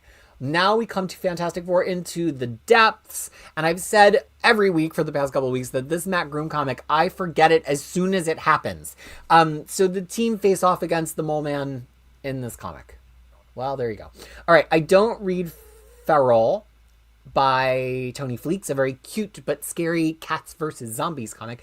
I did read The Flash by Simon Spurrier with art from Vesco Georgiev, colors from Matt Herms, and letters from Hasman Otsman Elhal. And this is almost the end because we've heard very recently that Spurrier is going to leave this book with issue number 25, and so he's just got to wrap up this Flash war. This leans briefly back into Wally West's family, and I think that is the best part of the Spurrier run. So I think that part really, really worked. We see his kids have a lot of power and a lot of agency, and if Wally West was not just going it alone in this war, this toxic war against Eclipso, maybe things would be going a little better. So as soon as the kids got involved, this got more interesting to me. But then, unfortunately, Spurrier not only focuses on the whole multiplicity of Wally West and the war, but we also go into this outside of time, kind of his version of the Time Variance Authority. I don't know, I'm sure there's a DC version. And I just think Spurrier's not good at writing this. It's not interesting. He gets so lost in the levels of like time and space and timelines and everything that he just loses any interesting human element of Flash. And I just don't think it's super sciencey enough to fill in for the fact that we're missing the human element. There's so many interesting elements of this run, and I do think Spurrier's good at the family part, but I do think that this run ultimately is going to be a fail for me. Although it does do this very common thing that we see many times in comic books, where we get a vision of what's coming in DC Comics. The first couple of panels are absolutely things that are happening in Superman right now. And actually, Booster Gold has been confirmed to be a part of that. So it's one of those things where sometimes, like Bendis often does this, where he gives us a big look at the years to come. And that used to work when Bendis was in control of the whole Marvel Universe. But I find when other writers do it who don't control the whole universe, they only have so much power to give us a glimpse in the future. But this seems like it's only glimpsing a few months in the future. So it's probably accurate. This is another issue of From the World of Minor Threats. Welcome to Twilight, which a whole series of comics luminaries write their own individual new characters in the world of Minor Threats. This one is, I'll start the clock again because that was a pretty long preamble. This one is by Jerry Duggan with art from Mark Torres, letters from Nate Picos, and that's it. I guess no colorist. I guess the artist is doing his own art. So Duggan can do crime noir in his sleep. It's his main mode. He's so good at it. And even in his sleep doing it, I still really, really like it. So this doesn't feel especially surprising from Jigen, and it does fit into the world of Minor Threats, which is basically he just focuses on this character who's a cleaner. He's the person who cleans up after problems here, not just super problems, but problems that anybody has. And so it's telling his story in the present as well as his story in the past about one cleanup and disappearance of a person that he wished he had not gotten involved in. I really like the art from Mark Torres. I really like the story. Of all of the stories, this felt the least self-contained. All the other ones felt just like a very one-shot look at one kind of semi-ironic thing that was happening in the world of Minor Threats. This feels like it could really be an ongoing comic book, and I believe it did end with a to be continued, so maybe we will see more of Jerry Duggan playing in this world. Furlough has reached issue 199, is by Antarctic Press. I have no idea what it's about, but I would read it if they would make it digital, but I have not been able to find it digital, which brings us, oh no, to Giant Size Age of Apocalypse. Okay. This is written, of course, by the destroyers of all things good and true in X-Men, Jackson Lanning and Colin Kelly, art from C.F. Villa and Rafael Loureiro, and colors from Edgar Delgado, letters from Clayton Cowles. So the whole idea here is that Legion, without the personality of David Haller, is carrying Miss Marvel through major events in the X-Men history because he's trying to get something, more power, or find his David again, who's in the White Hot Room. And so from the Dark Phoenix saga, they tumble into the Age of Apocalypse. Now, part of what's really interesting here is that I will say that Lanzing and Kelly are always very good at finding specific moments in continuity, and it's very clear where in the original Age of Apocalypse this exists. But then they're also very good at ruining those moments with a completely wrong take on everything that made the original moment a moment that we remember. So this is right before the final battle when Magneto's been taken and Rogue is amassing the X-Men, and it basically just does the same thing they did in the last issue with Jean, which is just totally get Rogue wrong just so she can give a monologue to Kamala about Kamala's mutant power.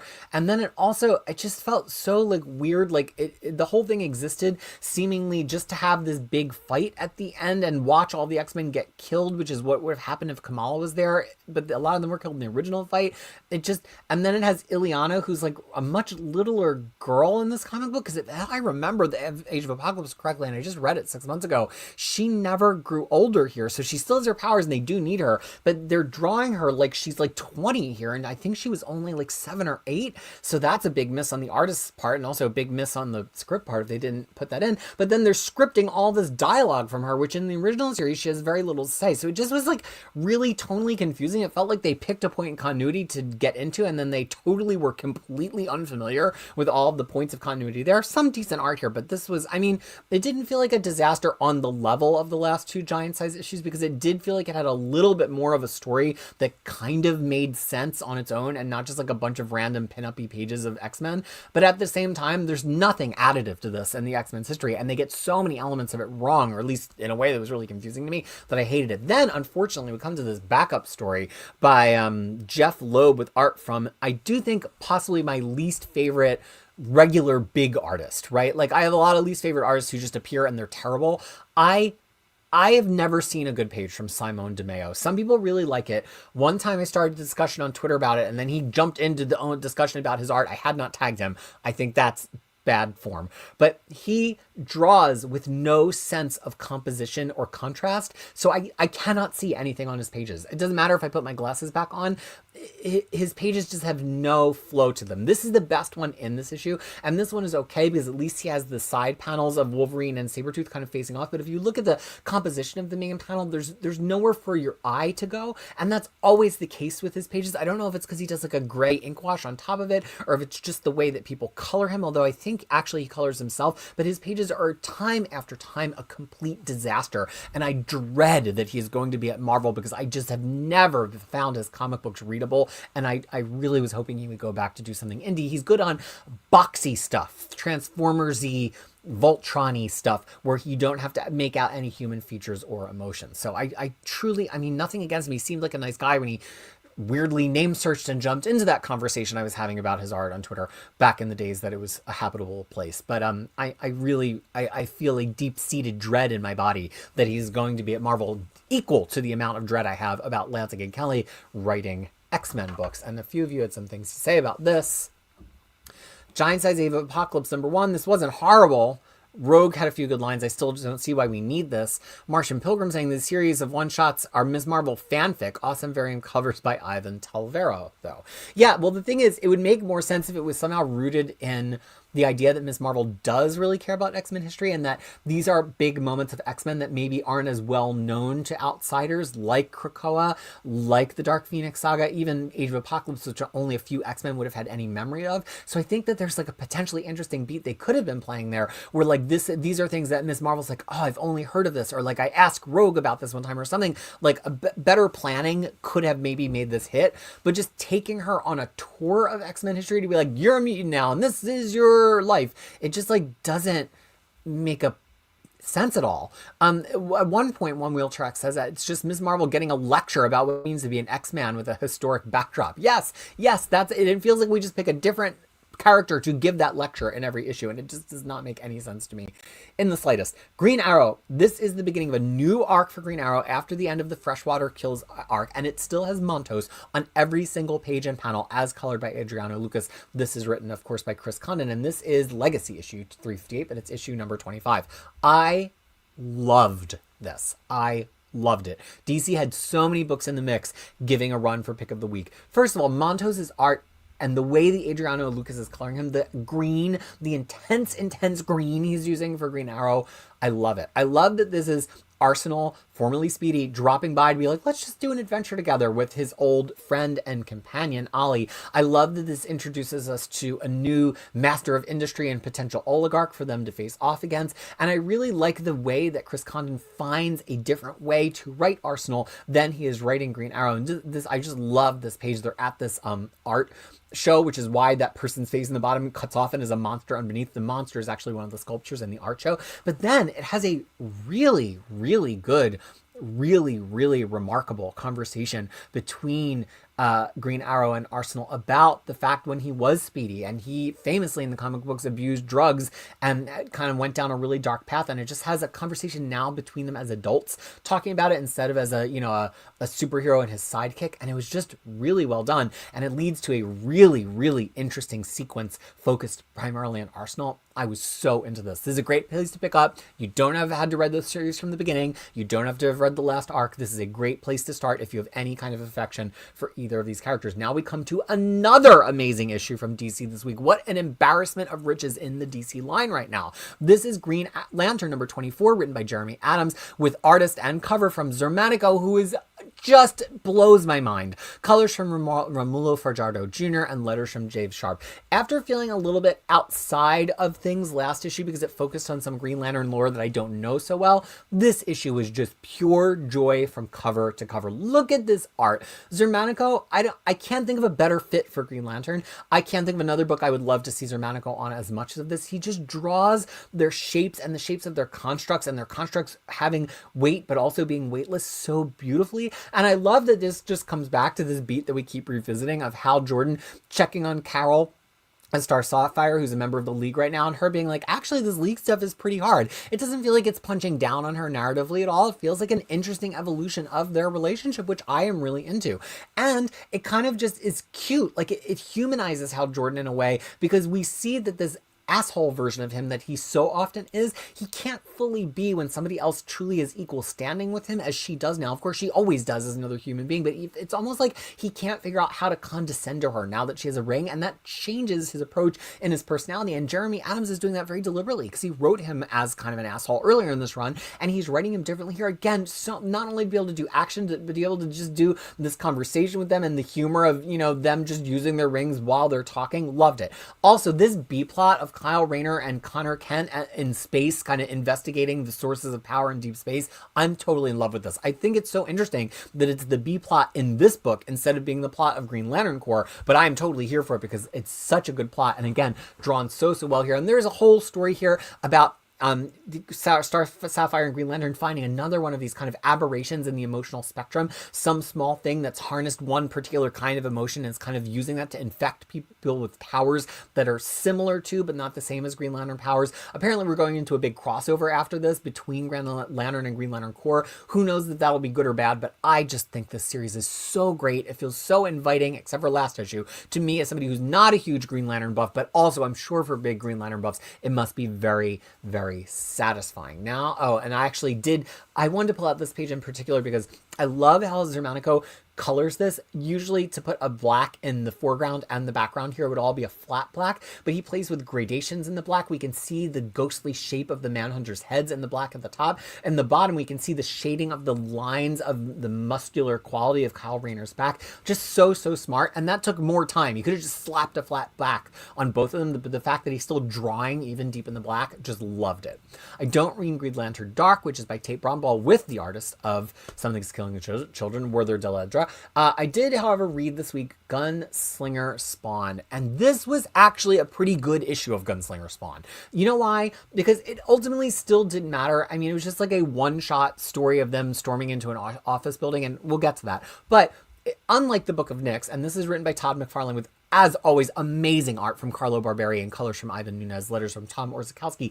It just felt like it had a central point of action. They break into this building, they're looking for the angel's daughter, they're in a fight, and they fight this crazy demon that can shapeshift and then can swallow them up. And so Gunslinger has to find a way to dive into him and save the angel before the angel is completely asphyxiated and absorbed into this demon's body. It allows Carlo Barberi to just go off on artwork. So many cool colors here from Ivan Nunez, and it was just satisfying. Like but the thing is, if you're Todd McFarlane and you're kind of just drawing out this story endlessly, at least lean into the strength of your artist and just give us cool stuff in every issue. And it feels like this book really hasn't been doing that. And I can't tell if the problem with Spawn right now is that all the books are kind of in a holding pattern for the kind of reunification of the powers of hell that's happening in the main Spawn book. There is a scene here with She-Spawn talking to Gunslinger that really kind of hints that all of the books are in a holding pattern until Spawn finishes telling that story at 366. But I'm really having trouble justifying why this book exists, because even with something appealing happening in this issue, it just feels like Todd McFarlane doesn't have a real excitement to write it. It doesn't feel like anything interesting is happening for the character or in the story, and I've been reading it now for 6 months and nothing interesting has happened. That's a whole arc that we've just been waiting for something to happen in another book in order for something to happen here. I don't really understand. I think that Gunslinger Spawn is a fine cast member in The Scorched. I think he has his throwback back in the Western book from Deadly Tales of Gunslinger. I don't know that he's Wolverine levels of popular that we need this many books, but who knows, maybe he really sells well. I just think that Todd McFarlane should find somebody who's really interested in telling a story with this character in the modern day, because it doesn't feel like Todd is. And that pains me because the art is so good. Now we're to Harley Quinn, number 52. This is written by Elliot Kalan with art from the regular artist back again here, Mindy Lee, with colors from Triona Farrell and letters from Lucas Gattoni. I really didn't like the last 2 issues of Harley fighting against her brain. I loved this issue. Loved. I don't understand why people are not falling for this. I looked on League of Comic Book Geeks. It's got like a 3.0 rating, which for them is like 0.1. I loved this. I loved this. This was everything I like about Harley Quinn. Harley Quinn goes to court because they've put a charging station / public restroom / bike rack on the front stoop of her home with Miss Grimaldi.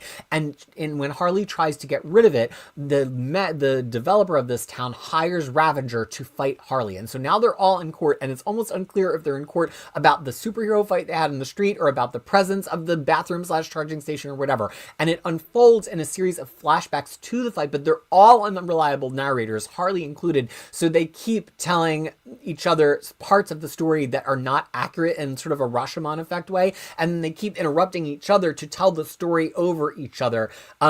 Here Harley has Ravager running away. Ravager says, "Ravager, feet don't fail me now." And Harley says, "You can't escape me that easily." And then Ravager takes the mic. No. I'll tell you what really happens. You've bitten off more than you can chew, Quinn. You're nothing but the girlfriend of cooler, tougher supervillains. And then Harley says, "Eek, an actual badass fighter, have mercy." Like, I love that. It's funny, and ultimately this comes around to a point that I thought was really clever without like being pounding our face in with social commentary, Dennis Camp, that Elliot Kalan is like, actually not all elements of gentrification are bad if they serve the original community. So here his whole point is like, maybe this is not the best location for this thing, but it's good for everybody. Public restrooms are good for everybody in the community, including parents with kids, including elderly people, including the unhoused. Like, the charging stations are helpful to all of those people. So maybe there could have been more community consultation, but maybe this is a good thing. And Harley Quinn has to realize that like she can't just constantly fight progress all the time. There's got to be more nuance. I love this. To me, this is a perfect issue of Harley Quinn.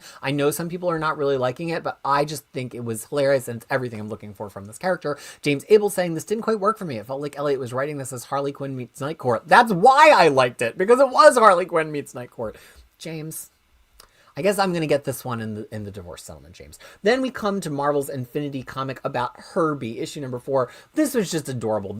Herbie is babysitting Franklin Richard, but he really needs a day off. And so the mailman, is the mailman's name Willie Lumpkin, right? Convinces him to take a day off. And so it's kind of like the importance of self-care, even for a robot. And it's just, Nathan Stockman's art here is so adorable.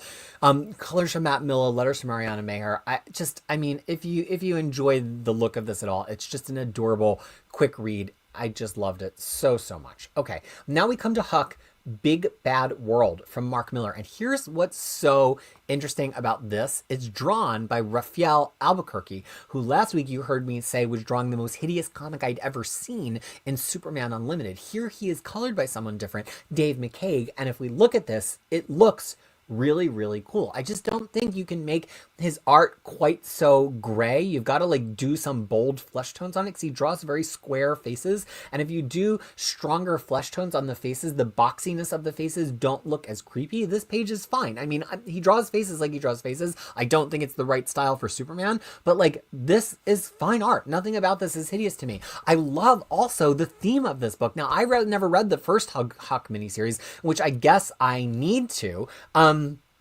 Which is that he's got superpowers, his mom's got superpowers, but we're in a low super world, and this man finds him and he needs help finding, I forget if it's his partner or his daughter, but he's hoping that Huck's ability to find anybody will help him, but instead they're kind of just running into other superheroes in this world. So Huck gets into a super fight with the superhero who is being a very unwilling assassin using his superpowers. I love this. We all know I love when indie comics do superhero well, and I think Mark Millar is here, and this is the thing with Mark Millar, as well as with many other writers.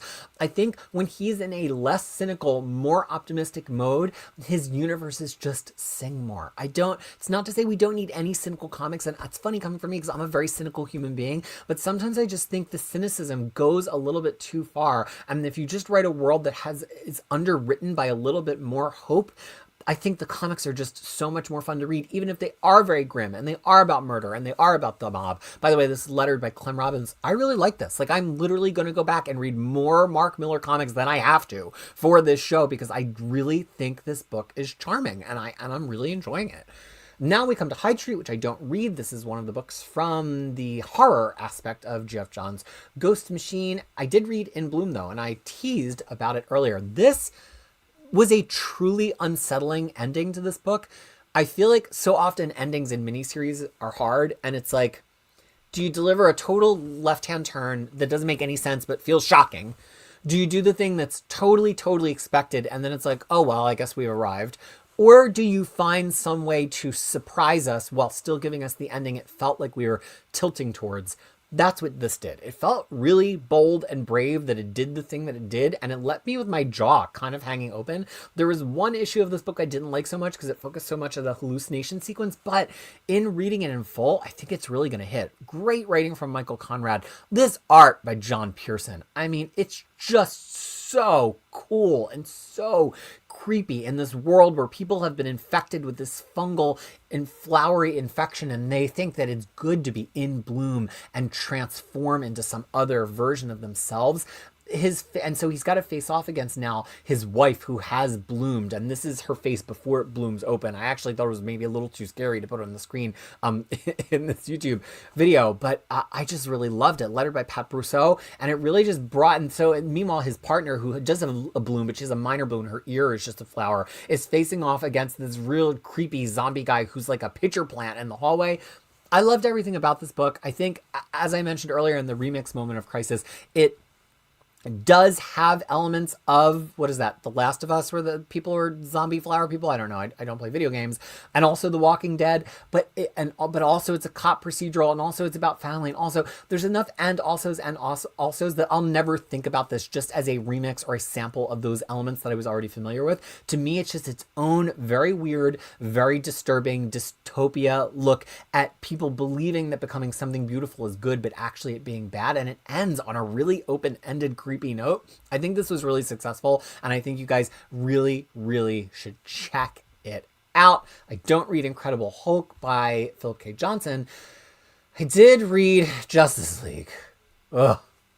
So this actually didn't have a full credits page, but I know who it's by. It's by Mark Waid with Dan Mora and Tamara Bonvillain. Unfortunately, I don't know the letterer. This was a hot fucking mess, man. This was a really bad comic book. I don't know what Mark Millar is doing. Like, I don't understand the point of this We Are Yesterday. He started out with such an outrageously good arc of Justice League Unlimited, only to tip into the story about time-traveling villains, which he makes zero use of. None of them get used well in this, so I don't know why. Like, why pad out your cast with all these iconic villains from the past and not use them?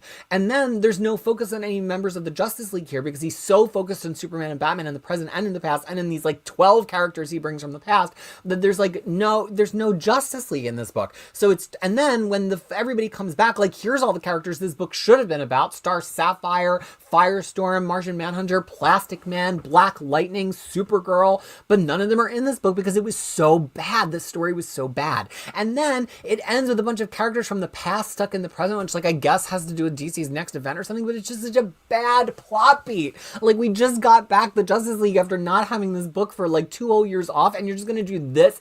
This was terrible. It was one of the worst Mark Waid stories I've ever read. There was no point to it, and the way that it ends is just with a random MacGuffin. If it had ended in a way that felt like it took advantage of the fact that the Atom Project had tied into this book, it would have felt much more satisfying. But the only good part about this We Are Yesterday crossover is the fact that Ryan Parrott and John Ridley did it better than Mark Waid in just 2 issues of the Atom Project that focused on it, rather than the absolute disaster of this main story by Mark Waid. This is why I sometimes come out against Mark Waid a little bit. I think he's a classic. I think he's a genius. I think he's a titan in the history of comics. But sometimes he just writes stories that seem to fill space for no reason at all. And if you go back and look at this, there's no interesting character beats. It's really hard to follow the conflict. None of the villains get used very well. It's just a story that exists to take up 8 issues. And I think in a world where 8 issues of comic books costs us $40, or at least costs us the time to read them, even if they're only 6 or 7 minute reads each, to spend an hour reading this and to come away with it with absolutely nothing, I just don't understand why you put all of us as readers and this amazing creative team through this to yield absolutely nothing. Mark Waid has been a fantastic architect of the DC universe the past couple of years. He's done so many great things for it, but the guy can fail, and this was a failure. Casey here really did not like this crossover. See, that's like I picture that nice dog after me just going off being like, I really didn't like this crossover. That's like the nice version of me. Okay. We're almost at the break here. Oh, by the way, I can't complain about the art. Oh no, I can actually. Dan Moore's art is just so busy. Again, it's just, there's so much happening in some of these panels that I can't see anything. I just think that sometimes, and maybe that's a Tamara Bonvillain problem, maybe she should be knocking back the colors in the background a little more, but I couldn't even appreciate the art. So this was a total failure for me. You can have a Mark Waid and a Dan Mora and a Tamara Bonvillain, and some people will never give that comic book 1 star because they're like, well, the pedigree of the creators is so high. Well, guess what? You know somebody who will give it 1 star. Me. Krisis. Because pour moi, this book was a pile of dog shit. Okay, now we move on to Killer Cobra. This is the final issue of this 3-issue miniseries from Zenescope, and I have to start by saying this actually showed that this is in continuity to other Zenescope Universe Grim Fairy Tale books, which I did not think this side superhero universe was, unless we've just got some timey-wimey stuff happening due to Father Time and his conflict in the main book. But that said, I guess I'll start the clock over because that wasn't really about this issue.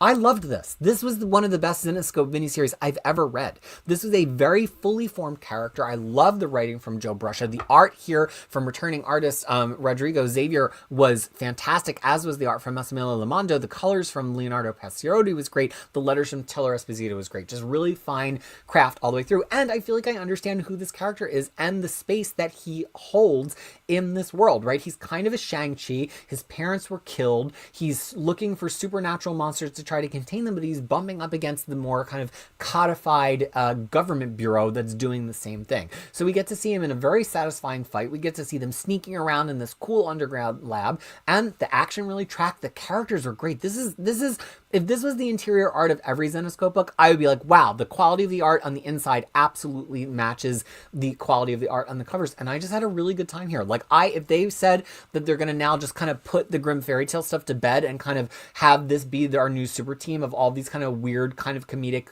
animal-based heroes, I would be there on day one. And especially if they're going to have these artists, this is some of the best art that has ever been on the interior of a Zenescope comic. And I like it very, very much. Here we are at the halfway point. And I saw a number of comments, but not a ton. So I don't think there's going to be a lot of stuff that we need to go back for. But let's go in and take a look at what I have missed. Logan Wayne saying, Omar must have convinced Marvel that the Thunderbolts omnibus was worth making, because he had previously said before that they didn't want to because the previous volumes didn't sell very well, but he was trying to convince them otherwise. I think maybe Marvel... Well, it's interesting because this has the Warren Ellis material in it, but it's been watered down with Andy Diggle material and with the Fight Bolts material. It should have an arc of Moon Knight, which I mapped into the book and which they did not include. But it really does kind of feel like Marvel knows that Ellis and Diodato material is in high demand, and they were looking for a way to not just market it under Ellis's name. That's how it comes off to me, anyway. Scott Johnson has yet to see a modern recoloring that comes close to the emotional resonance of the original colors. Well, I really like the coloring in the Youngblood Deluxe. I just think that the new coloring needs to be influenced by the old coloring. There's a way to modify and update coloring and to give it a little bit more of a modern edge that can work as long as you're not changing decisions that past colorists made about the color values. I think there's so much hubris in that to say, like, oh, these original colors, if they had the tools today, they wouldn't have made that purple. They wouldn't have done that shadow. They wouldn't have colored his shirt that color. Like, colorists are artists, and the artists were artists, and the artists often would give color guides to the colorists with all the colors marked out, and to then change it today, even if it's with the direction of the original artist, with the direction of the original colorist, I think that's not the art that we thought. You're changing the art. Like, I don't understand that. I just don't understand it. But you're right. It is a remix. Superjob saying, by the way, if I'm having an effect on my comic reading and buying because I bought that Wildcats compendium because I see it standing on my bookcase every Sunday. That relates to another video that I started working on the background work. So I think you're hearing it here first. I don't know why I'm saying it because I don't have the time to do it, but I'm going to talk about it now. But I think I'm going to try to bring in a new regular show that might just be bi-weekly. I don't know, but it is going to happen regularly, called something like Crisis Countdown, and the first one's going to be tomorrow or the next day, where I talk about my top ranked series of 2025. But I've also teased in the past week or two that I want to do a video that is my top comic runs that I want to read. And so I spent some time I had an existing list, but I spent some time this weekend kind of like beating it into order and putting an algorithm into it so I could have books ranked on how badly I want to read them, how significant the book is in comic history, and then how much I just think it's a fun read, which is different from how badly I want to read it. Something that might not be a very high priority still might be a lot of fun. And then algorithmically rank them and then kind of like do a little bit of tweaking to that. And I thought it was only going to be like 50 bucks or 100 bucks. I am down to over 400 runs. Now, in the definition of a run, if it's a whole shelf of epics, I'm not saying a run is like 300 issues because I'll never get through that. That's asking to fail. So I tried to keep things no longer than 100 issues, but some of the things are only 3 and 4 issues, like things that I've just never made time to read or I haven't read recently enough that I've taken notes on it, which I would love to kind of, in this current regime I have of a full database and taking notes on every read that I make, I would love to reread all the stuff that I previously read and kind of treat it like I had never read anything that happened before 2017, which is when I started doing this.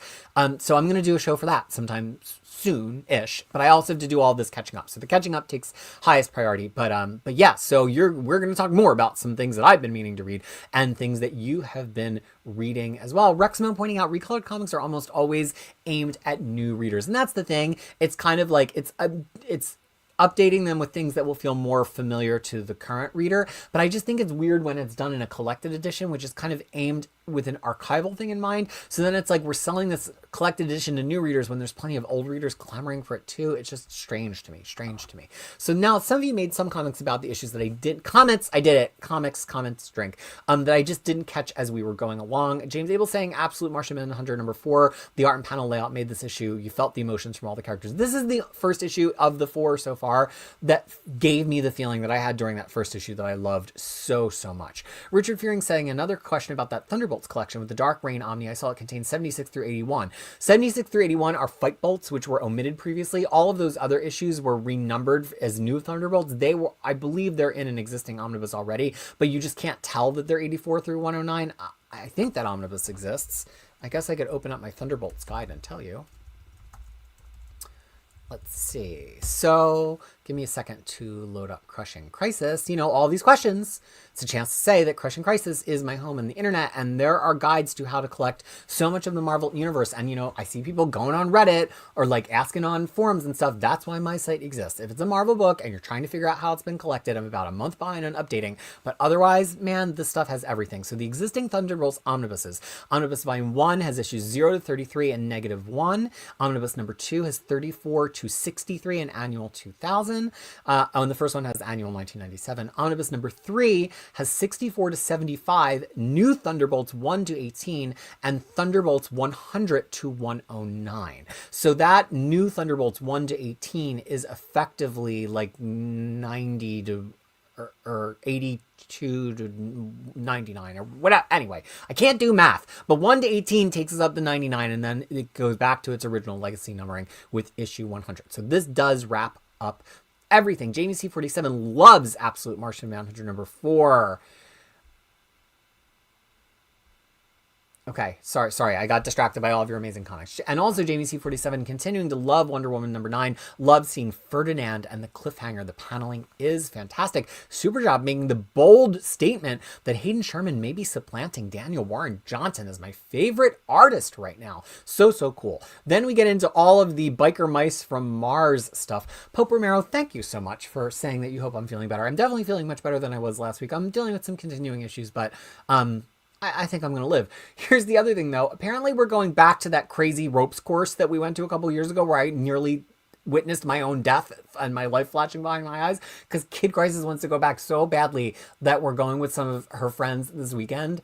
And that means I, as the chaperone, need to go up in these trees and swing in these life or death situations again. I thought I was going to have a couple months to prepare myself physically and mentally for that. But no, we're back. Okay. Just seeing if there's any other comments to pick up that we didn't get to read as things were going along. Richard Bradley says, Biker Mice was probably the best cartoon, and Street Sharks had the iconic Vin Diesel Toy Fest clip, but my heart belonged to Captain Simeon and the Space Monkeys.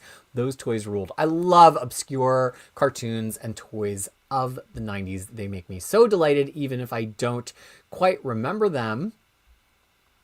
Logan Wayne, I did not know this. Not that it's a spoiler, but apparently Zelma from Doom Academy is in the Ironheart show. I did not know that because I have not had time to watch the show yet.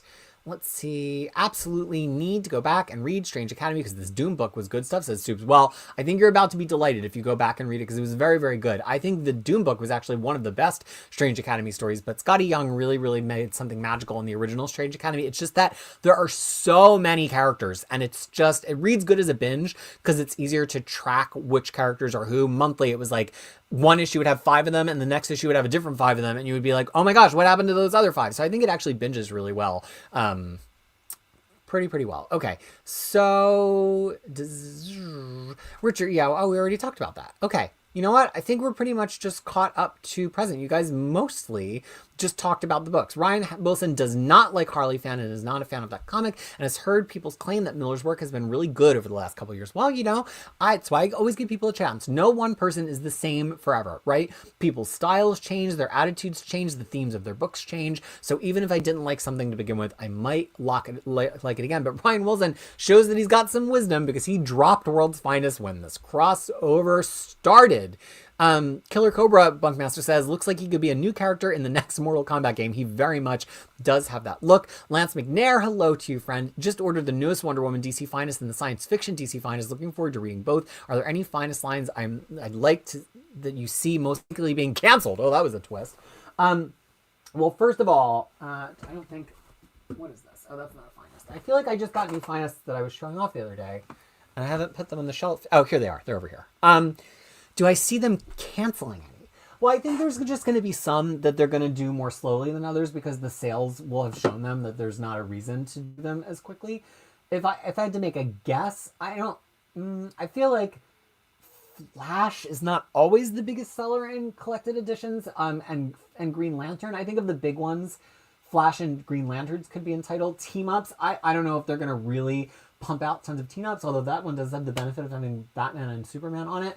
I think the ones that are probably more in danger are like the science fiction one and the war one, because there's just not a huge audience for that. I think if they had spent more time building up this line as a line that everybody's going to buy all of, maybe they could have snuck in some spinach into our chocolate brownies, which Marvel kind of has done with the Epic line over time. And even still, Marvel sees that some of the Epics have sales so soft that they can't pump them out very quickly. I mean, we only have, 2 Sergeant Fury epics, and so clearly the sales don't really support that one coming out too quickly. I think DC, in having, I think of the first 32 books, there were like 25 different lines. They just went so wide so fast. So we're going to see if there's a little bit of contraction.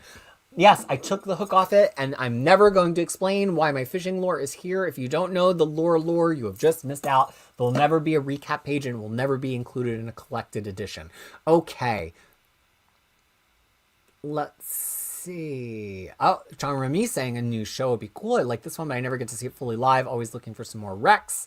Also made my top runs I want to read after I mentioned it. I only made it to 67. Well, the thing was, I put down all the things I've always wanted to read, like just pie in the sky. But then I walked from room to room and looked at all my bookshelves, and anything that I haven't completely reread since 2017. Since 2017, I've pretty much, which is when we got to New Zealand, but I actually started the database earlier in that year. I pretty much have exclusively just kept up with new comics. So even I also put on the sheet all the runs I have read in that time. And the only old run I've really read in that time is X-Men. I've read everything X-Men from 1975 to 1996 with Krisis, and I also read a pretty big chunk of Wonder Woman with Krisis, but anything else I've caught up on has been a catch-up from like 2010 forward. So I've really spent the past, 8 years only reading new comics. So I've just accumulated so many older runs, which even if I've read them in pieces for a comic book guide, or if I read them in the past, I've never read them in this new encyclopedic notes era. So that's why mine has so many. So the idea is that I would cover kind of my ranking of all the runs, and then maybe we would have like a vote or something and pick one. And then maybe I would occasionally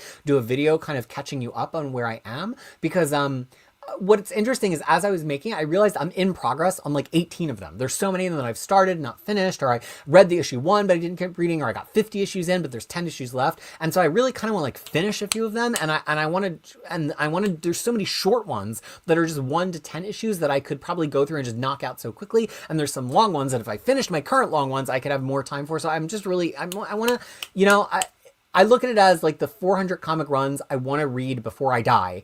And there's plenty of time to do that. And right now I think it adds up to something around like 8,000 or 9,000 issues, which sounds like a lot, but I read 4,000 comic book issues a year. And a lot of that's new comics, but I certainly could carve out like 300 or 400 issues of that to read the runs. But anyway, spoiling the show. Coming soon on a channel called Crushing Krisis. Jamie C47 was wondering if I was interested in staying 1 week behind. There's a lot of weekly of delays of single issues from DC recently, at least in the UK, because of Diamond. Yeah, I'm thinking about it, because sometimes on the week of, like, one issue will be on Amazon late, or like Global Comics get something a little bit late, or also when I only read the week of, I can't start reading until Thursday here in New Zealand, which is your Wednesday. And then if I have a lot of meetings on Thursday and Friday, like I can't actually start reading until like Friday at 6 o'clock at night. And then if I have D&D on Saturday and I cook a big dinner on Sunday, like I have no time. That's why this weekend, which I really did start on a Friday, even though there's a, booked from several weeks ago, I was reading until 8:30 this morning to try to get all the books done. And that's no fun. And it makes me hurried, and it makes it possible that I might miss a show. So as much as I always want to be in the current dialogue, I am thinking I might stay 1 week behind. I don't know. It just would be so much easier if I was a week behind. Okay. Still can't get over my dropped Usagi Yojimbo. Well, here's the thing. I've never read Usagi from the beginning, Planet 620, and I do remember your comment from the last stream. I haven't ever read it from the beginning, but I've seen the art from the beginning. And in reading this one, Sakai's art is just so loose now that it's just not, there's no quality to me. Like the characters are just making these strange like faces in every panel, and it's not communicating anything to me. And also it felt like the story, which is this very kind of like storybook kind of story with a moral at the end, wasn't that interesting either. So if the story's not interesting and the art's not tight, I would definitely consider going back and reading Usagi from the beginning and reading like the first 10 or 20 chapters of Usagi. But I just think the current Usagi is not strong enough, and I hate his lettering. I hate it. It makes my eyes hurt. So that's why. Okay, Kyle. Can't stay, but wanted to pop in and say hello. Have a great day. Great day to you as well. Okay, how much do I remember of what I've read? I feel like I forget a lot, but I read a lot too. Yeah, I have a goldfish brain, but this is in all parts of life. If I don't write it down, it's not real. I'm like that at work. I'm like that with songwriting. And once I write it down, then I gain extra powers of recollection. So that's why I want to reread all these runs that I've read in the past, but in the current world of my encyclopedic notes, because people are like, I can't believe you haven't read blah. I'm like, well, I did read it for my guides, or like I did page through it, or I had it in the 90s, but I have no recollection of it whatsoever. So part of this is like me making notes on things helps me have a recollection. So I want to kind of, even though part of me is like, gosh, I read so many comics from 2010 to 2017 because I was catching up on all of Marvel. I mean, I read pretty much everything of Marvel from 2004 to 2015 during 2010 to 2015. I don't know if I have it in me to reread all of those comics. Like I read all of Thunderbolts. I don't know if I'm going to reread all of Thunderbolts. I read all of Daredevil by Bendis and Brubaker and Shadowland and Wade. I don't know if part of me kind of does want to reread Daredevil by Bendis, but that's what I mean. Like, I have read all those runs. I remember my impression of them, but I don't remember a lot of the specifics of the stories and things like that. Okay, I think we are going to... I've never read the Bruce Jones Hulk. I'm not a big Hulk fan. Hulk is probably the Marvel character I'm the least read in. And when I was working on that algorithm for the runs, the Hulk runs are all near the bottom. I just don't have a lot of excitement about reading Hulk.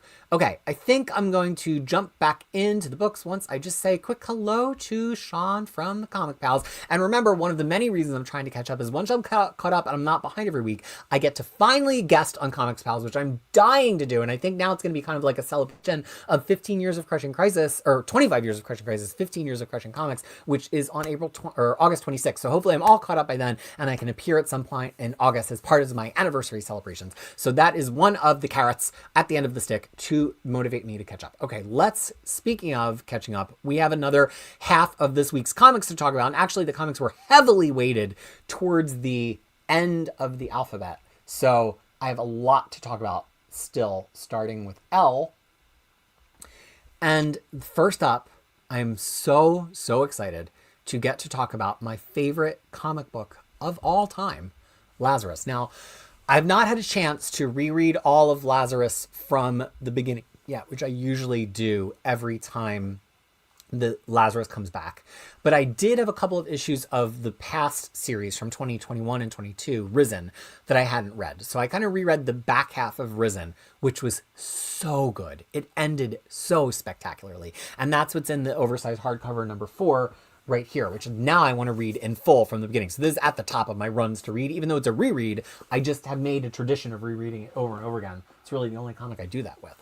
But this series, Lazarus Fallen, is the final arc, or several arcs. In the backup, Greg Rucka says that it's going to be about 20 issues if they go as planned, and him and Michael Lark have already totally created about 8 of them, and they are still working ahead, although I think that probably means they will get behind at some point. They are notoriously slow on this book. But this is a very strange place to pick up this, and the reason I didn't make it my image pick of the week is I knew it was going to be a somber affair based on where we left off at the end of the last series, Lazarus Risen. To give you a little bit of a look, world that is alarmingly similar to our world, but 60 years later. So it feels like sci-fi dystopia, but it actually is starting to increasingly feel like real life dystopia, which is incredibly scary. And Greg Rucka talks about that in the backup of this issue. So it's based in a world where the political structure of the world fractures and the basically oligarchs take over. All the chiefs of different business and different areas of the world, pharmacy, or pharmaceuticals, I should say, science, they kind of all take over ruling the world. And now we're 60 years into that. And these ruling families have found the secret to long lives, and it's a science that they've shared between them. And so it's a very kind of like warring factions version of the world, because they all have territory that they're disputing. They all want the resources each other's have and the knowledge each other has. And they've each designated a Lazarus, which is kind of the warlord for them. And many of these warlords have a cybernetic quality or pharmaceutically enhanced quality or a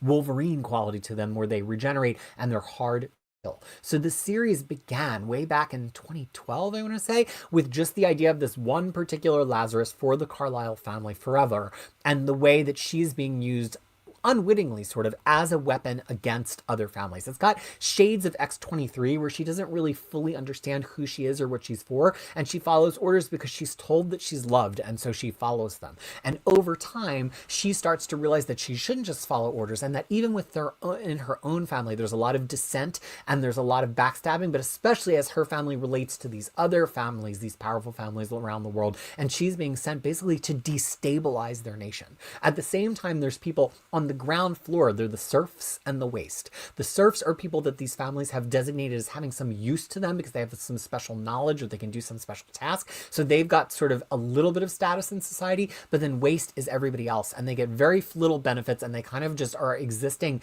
at a level that's even lower than serfs. The families don't care if they live or die, and they're just barely existing, which is a weird thing to think about because it's like, don't they need people kind of powering their economy and making it so they can graft off of the land and remain in power? But the whole point is like, no, they've identified the people that they actually feel like they need, and that's the serfs, and they don't really care what happens with the waste. To them, it's all just the flotsam and the jetsam existing beneath the family. So that is the setup of this book. I don't want to spoil anything about it for you because it is my favorite comic book, but now we finally get into this issue, and it is a somber issue because basically it's all about the fallout of the end of the last series. So it's a strange place to start, but it does really tell us where all of these characters exist. And we see that a family, the Carlisle family, that was very, very fractured, a year later has come together, but that they're just barely glued together. They're barely tied together with string. They've lost a lot of things, and they're trying to figure out what that means for them and if they can still rule, because right now, even with all the dissent in the ranks, they are in one of the most powerful positions in the world. But what they don't have right now is their Lazarus, because she is somewhere else. She's in France. And actually, I'm good enough at reading French now, my half year of Duolingo, that I was able to read all of this without needing to translate it. Go me. So very somber affair. Not a lot of action, not the place I would tell you to start this series. But if you've been reading all along, it just feels like we've lit a stick of dynamite with a long, long fuse, and it is going to blow up in everybody's faces over the course of this series. I love it so much. I'm so happy it's back. It's my favorite comic book. I did just get a kick out of the cover of this magic lantern. She had to kill the thing her husband had become, and he's like a human fly. Apparently this Shaky Kane does all of these sort of like weird indie semi-parody comic books, and if I could have found it digitally, I would have loved to read it. We know I like weird indie comics. There's a new Mega Man series from Udon Entertainment, Mega Man Timelines. That looks pretty cool if you love Mega Man. I've played Mega Man, but he's not my all-time fave. Yeah, Ryan Wilson, this is the end of Lazarus. Greg Rucka says in the afterword that this is going to be Lazarus's final 20 issues. He knows exactly where it's ending. It's going to be ending for it to be ending. By the way, I think I mentioned Clark's name many times, but he's one of my favorite artists, and he's absolutely spectacular on this. Colors from Santiago Arcus and letters from Ariana Meher. It's just extraordinary, truly extraordinary comic book making. All right, now we come to Miles Morales' Spider-Man. You know that I love Cody Ziegler, and I've been a big booster of this series, so I know you're not going to take it personally or think I don't like Cody Ziegler if I tell you I really didn't like this issue, and here's why. We're in the middle of this God's War where Miles, by mistake, has brought some people that are not necessarily his strongest and most super friends with him to have this fight between his adopted god, Anansi, and Ares as the god that he's fighting with. And so this whole issue is kind of a tournament fight, but part of it is between Miles' therapist and a designate of Ares, which just is not that fun. And then there's another thing where Miles and his friend fight against the Sigmalian birds, which is part of the Hercules myth. It's fine. I think Marco Renna does a fine job on art. I think the colors are fine. The letters are fine. But it feels like we're so far afield from Spider-Man at this point. And actually what's been surprising to me is that Cody Ziegler is really good at this God stuff. I think he would be a great author to take over a Hercules book or an Ares book. Like, he writes these gods, these very kind of arch historical mythological figures with a lot of fun and sprightliness, and without them all feeling like they have the same voice, which is hard to do. And people struggle with Thor all the time. But it just feels like the Spider-Man quality of this book has completely disappeared.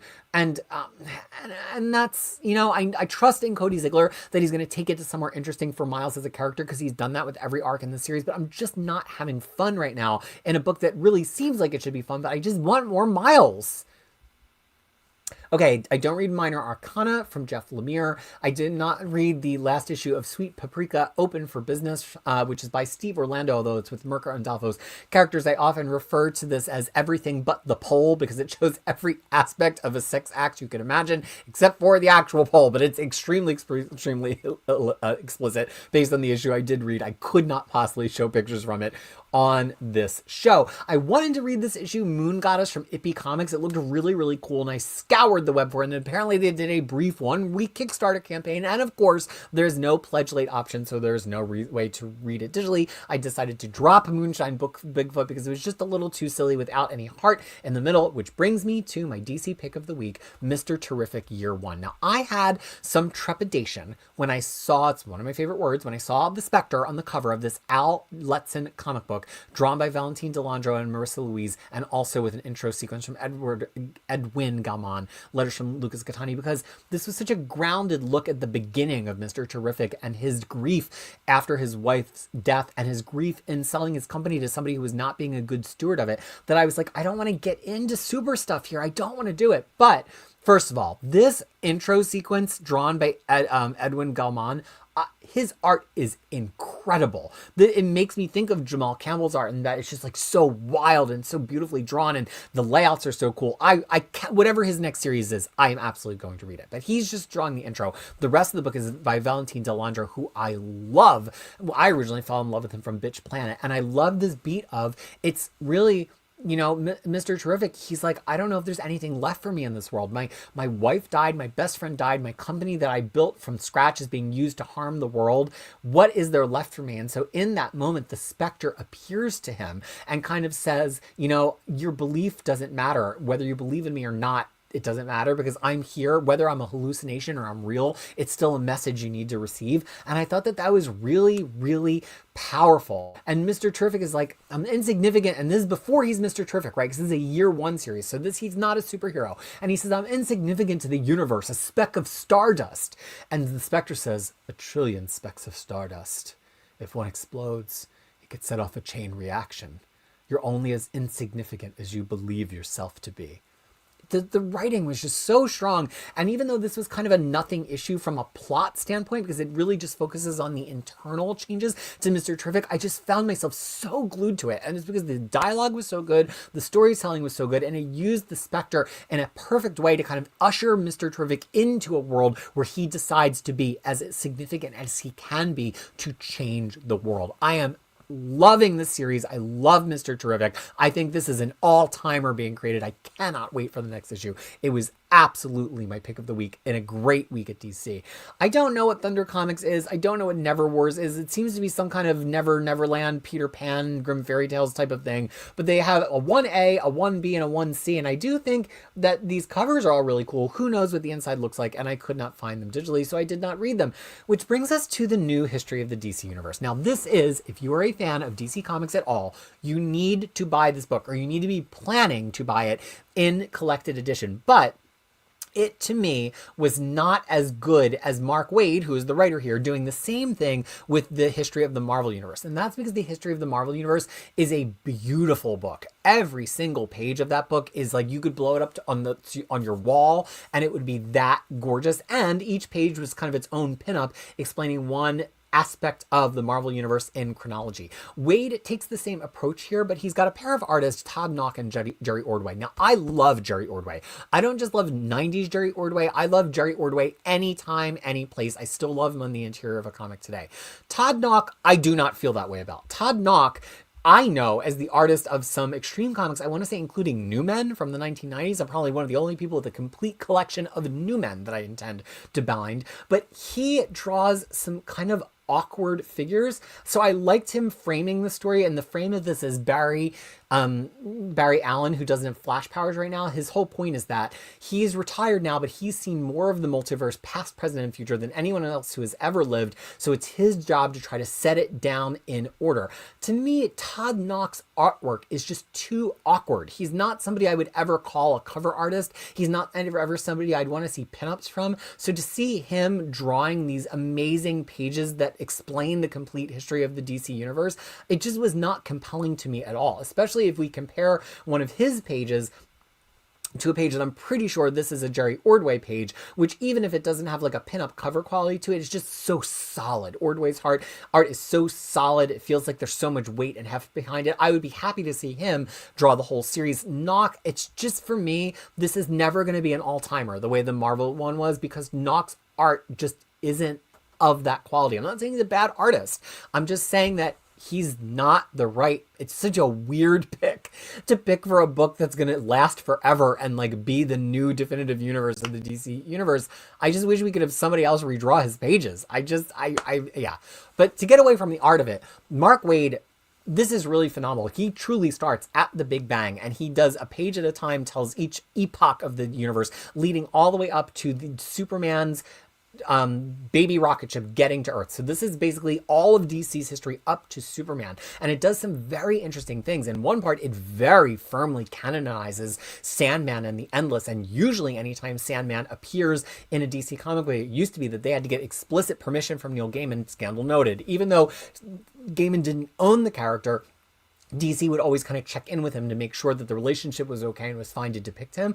This kind of felt like a repudiation of that a little bit to me, like that Mark Waid was, and DC was just like, he's part of our universe and we don't need to ask permission. Now, who knows? Maybe they did ask permission, but it kind of feels like, since this was made in the time after the whole Gaiman scandal has broken, that it's like, this is the new world, and they're claiming that. But not only do they claim that, they claim a lot of aspects of their history, like Haunted Tank, like stuff from their Old West comic books that have been ambiguous, whether it's actually a part of DC continuity or not, but like it is here. And this is just so cool. And not only does it have the actual story, but in better than in the Marvel version of this, the back is filled with explicit footnotes that tells the exact story in order, and actually fills in things that aren't even on the pages here, but still happened in continuity order, with explicit references to the issues they are from. That is written by Mark Waid, along with, oh gosh, I didn't get his name in the credits, but somebody I really, really like who's an editor whose name escapes me. He also did the Man-Bat series, a couple of Stanowski? No, that's the Vampirella guy.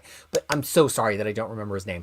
But the backup here is just as worth it as the front piece. Even if you skip all this art, the continuity information in the background is incredible. The other thing is that this references Icon being a part of the DC universe. And to me, Icon is a Milestone hero. So I'm wondering if they're going to be incorporating all of Milestone and maybe even Wildstorm, I don't know, into the DC universe. So this is so, so cool. I think it's a must read, even if the art is not must see for me. And I think you should just go ahead and put this collected edition on your shopping cart wish list now, because this is going to be something that you're going to want to refer to the years. The way that they incorporated Ra's al Ghul, just everything they explained, the way they incorporated Merlin, just every bit of DC's history that I've never understood how it all fits in, it's all fit in here. The history of Atlantis, it was so cool to read. I'm sure I'm going to refer to it 100 times. Okay.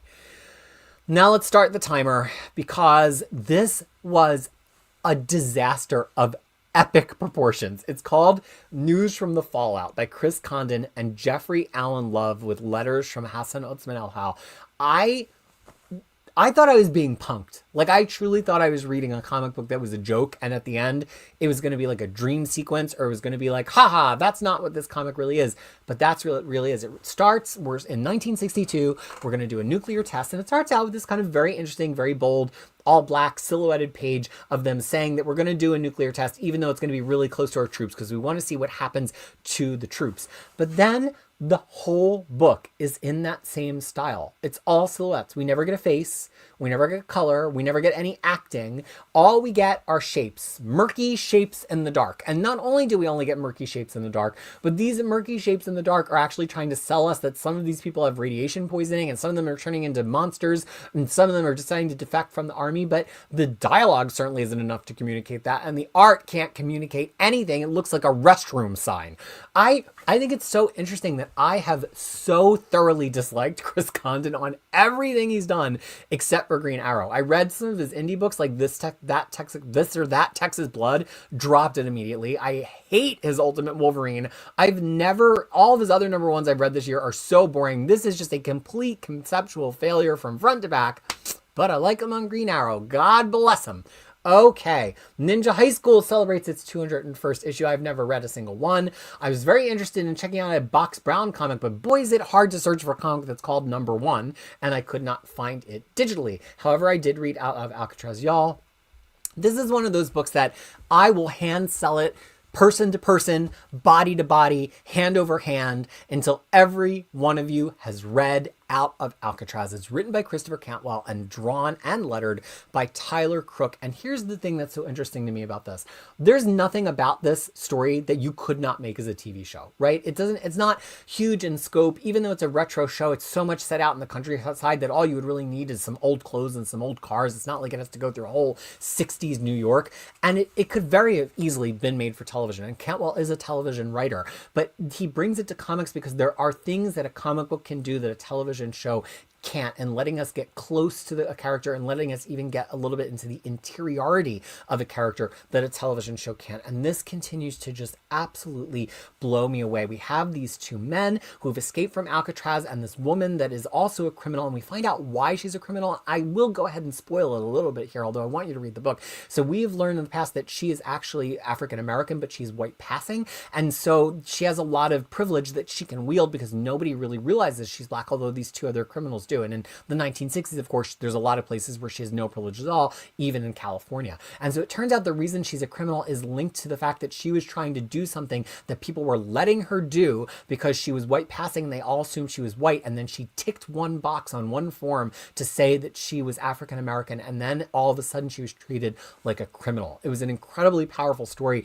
And also then we have the B story of these two federal marshals who are trying to decide, do they really want to catch these criminals from Alcatraz, or actually do they both want to leave the force and go and live secretly a life together in love because they're gay and they're finally reunited on this case after being apart for many years.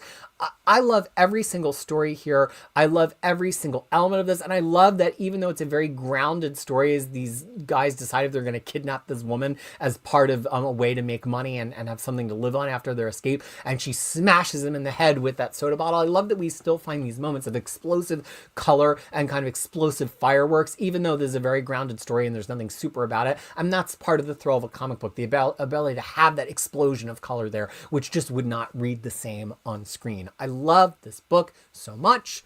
I very hope all of you will take my recommendation to read it seriously. It's one of my favorite books of the year. I just want to go back to News from the Fallout because somebody disagreed with me, and I always say that I am just one of many opinions, and you're starting to kind of attune yourself to my opinion. But it's really important to me when you guys leave comments because I want everybody to see that I am not a monolith. I'm not here to tell you I'm always right.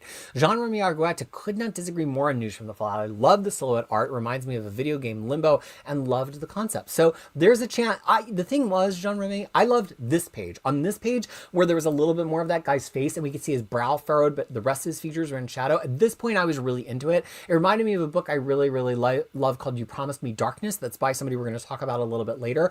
But then when we got to the outside and it was just these big blocky shapes, I rely so much on character models and likenesses to communicate the emotion of art to me that without that, it was just really hard for me to connect with it. But apparently it's not a disaster to everybody. I was surprised. I saw a lot of people in League of Comic Book Geeks who really, really liked it. To me, it's like 0.5 out of 5 stars. Like it was like a joke. Like I laughed through it. I couldn't even believe somebody was telling me it was a comic book, but I am not the only opinion. And Jean-Remy really enjoyed it. So there you go. If that kind of thing looks cool to you, then you might really, really like it. Okay. So yeah, love Out of Alcatraz. But now I come to the book that was my pick of the week over Out of Alcatraz, which do I regret? No, because this book is also an incredible comic book. The Pale Knight from Peter Milligan, Val Rodriguez on art, Chris Peter on colors, and David Sharp on letters. This book, I love it so much. It's uncomfortable. And I love a comic that can make me uncomfortable without doing anything so transgressive of like, we're murdering a kid on panel. Like it's not doing anything that's like, oh no, that's transgressive. It's transgressive because it's just creepy.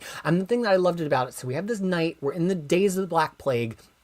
This knight wants to try to save his child who's afflicted with the plague, and so Death himself appears to the knight and says, if you go and kill this totally moral, totally good person that has somehow evaded the Black Death, I will save your son. And the knight doesn't know if it was a hallucination or not, so he sets off with his squire. Now, in the first book, his squire is just kind of like, he looks like this cute little boy, but he's got these just total toxic masculinity up and down, which is what makes it so funny, because in this one, he's still that same character, but he's like, I don't think we should kill this really really good guy. So it's just funny because it's like layers. Like it kind of makes it out in the first issue that he's always going to be this asshole foil to the Knight, but it turns out that he does have a sense of morality. It's just a toxic masculine morality. So I loved that flip of it. I also love that we're following other characters in this Black Death world, and there's a lot of layers there. This character who is Jewish is only being kept around because people see him as being magical in some way, and so he's kind of trying to keep up the sham that he's some kind of sorcerer or magician so that he's not just murdered or kind of put out in the streets where he would surely catch the Black Death.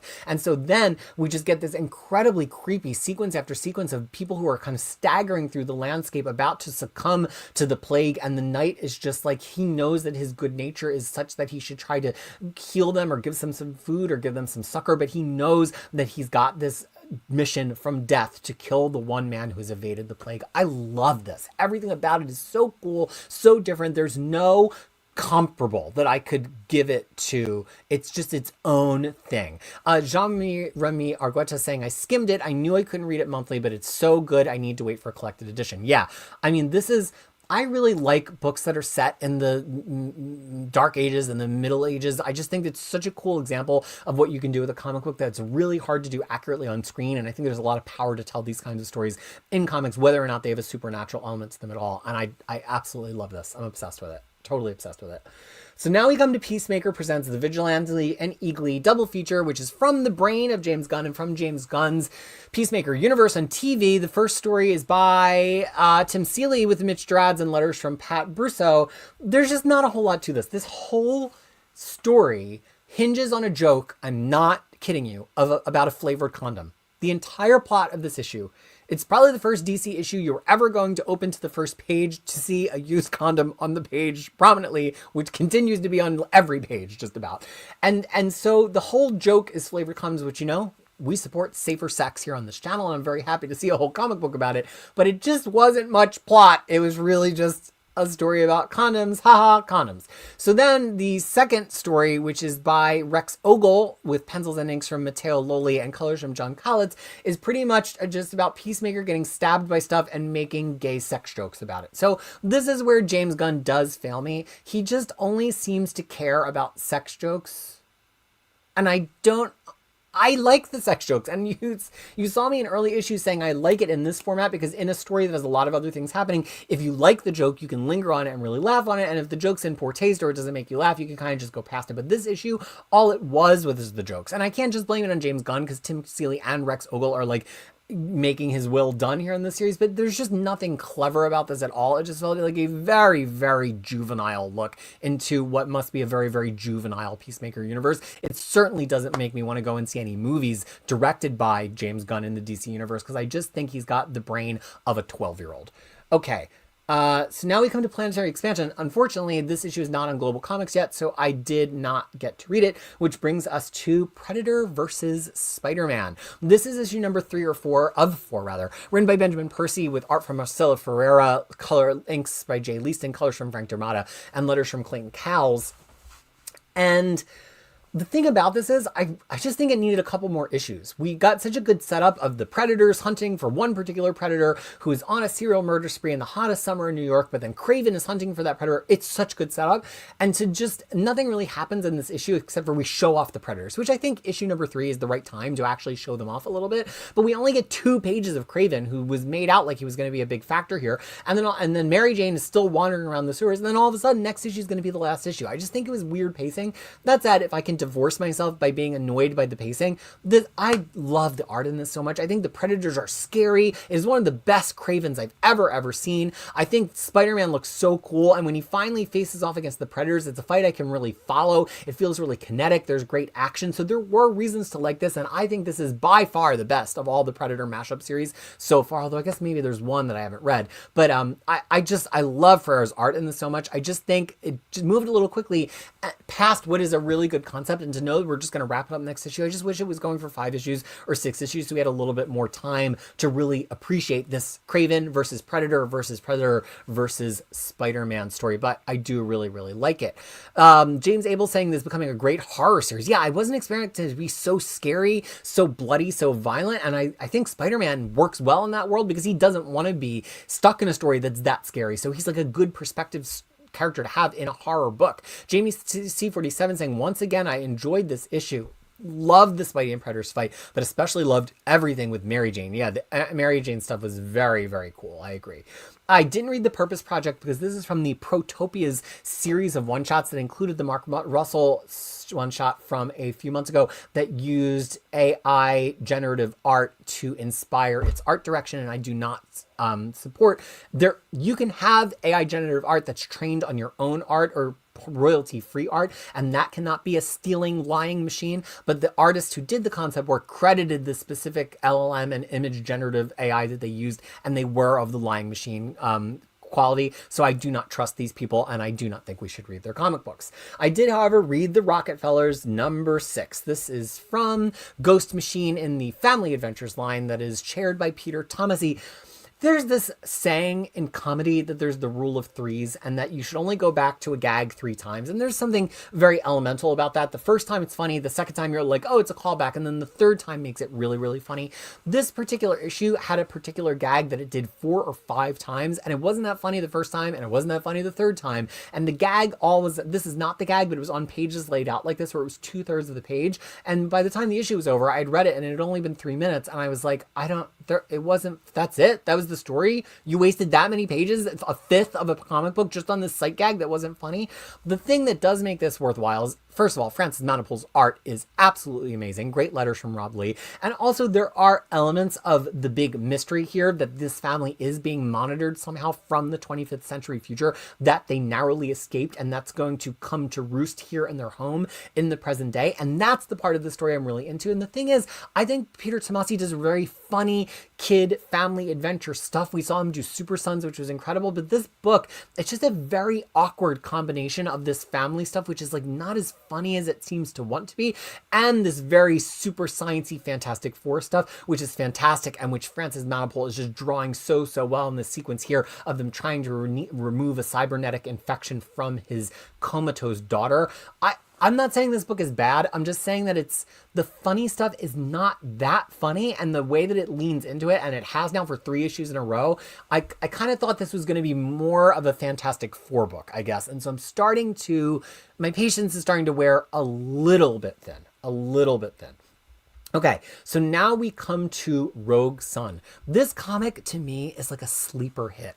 Issue 28, I still haven't caught up on this whole run. I have 24 issues to read. I only read the first issue, but I've been reading from the beginning of this arc from Ryan Parrott and Nick Cotton with art from Abel and Bruno Frenda and colors from Natalia Marquez, letters from Becca Carey. It's just a very good superhero comic. If you love Spider-Man as like a teen Spider-Man who's learning his powers, if you love Miles Morales, if you love the Ultimate Spider-Man comic book right now, this is a comic book that will absolutely please you. And I love this way that once again we see how different these 2 Rogue Sons are, even though they are people who are siblings, or at least step siblings, that they handle the idea of superpowers and super responsibility very differently from each other, especially when it turns out that the supervillain they're chasing is actually basically being like a Luigi Mangione and going after members of a board of directors of a healthcare company that were making it easy for people to die. And so like one of the Rogue Sons is like, is that such a bad thing? Maybe this is not for us to get into it. And that's a really, really interesting beat. And they're more tied up with this than they realize. I would read 100 issues of this. It's absolutely nailing what I want from a teenager's superheroes book. The craft is strong. The colors are strong. It's a fun story to read. It's very readable. Every time I finish an issue, I'm ready for the next issue. Every issue feels like it tells a significant part of the story, but it keeps things moving along and is not too decompressed. I'm just really, really into it. Rye Hunter saying, I've been pulling Rogue Sun from the very start. It's been good for the whole run. Well, I absolutely cannot wait to catch up on it then as soon as I have a chance. But even having not caught up, loving it as much as I do, it must be a really good book without even fully knowing it. I did drop recommenders this season. I do think I'm going to read this in trade. So once the trade comes out, or once we get to the end of a trade's worth of stuff, I probably will like catch up on all of those things that would have been in that trade, because I do think that it's a charming book. It's just, it was paced a little too slowly for me to appreciate week to week.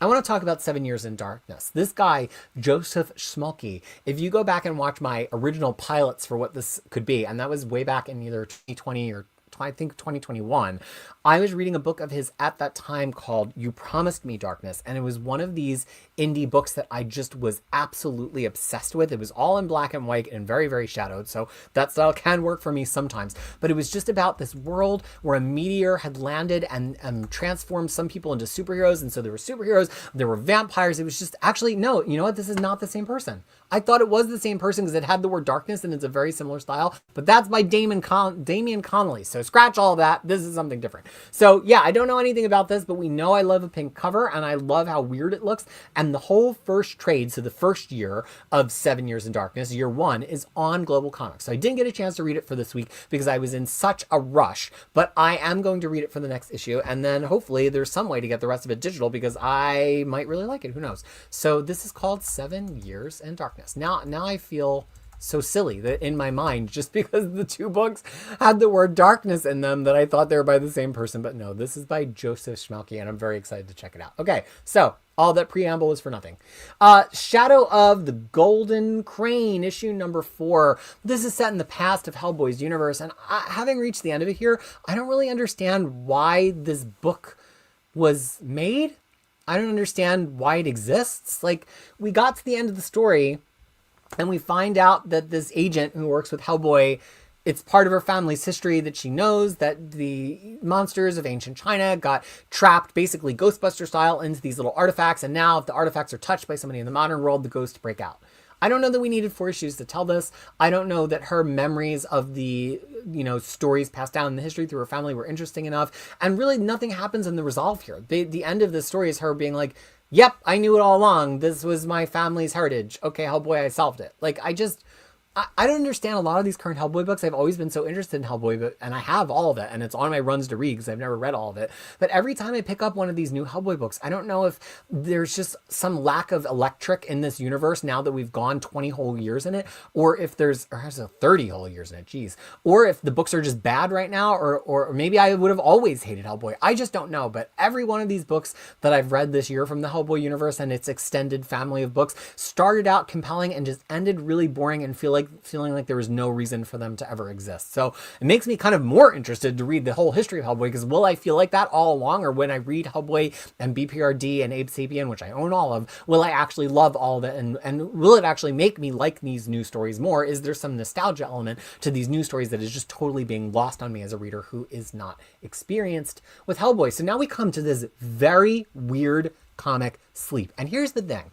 Even though Image Comics is an indie, although really they're the third of the big two, they don't really do deeply weird comic books all that often. There's a look that an Image comic has, and sometimes we can stray from that look a little bit, and sometimes there's a very famous author who can do something really different. But Image Comics are big comics at this point, and I'm sure that what's his name? Harvey Pico's Ghost would be very happy to hear me say Image is not really indie. Well, the reason I bring this up is because this comic from Xander Cannon, who's been around for a while, and he's the creator of Kaiju Max. I'm starting over because that was just a preamble. It's deeply weird, and it's weird in a way that Image comics aren't often weird. It's not just because it's cartooned in the way that it's cartooned. It's just because it just strikes me as a book that's unlike anything else out there. Is this guy really turning into a werewolf? Is that why he keeps waking up in the middle of destruction? Is that why he thinks that he might have been the cause of this car crash? Is this why his house seems to be destroyed by something that was trying to break out of it rather than breaking in?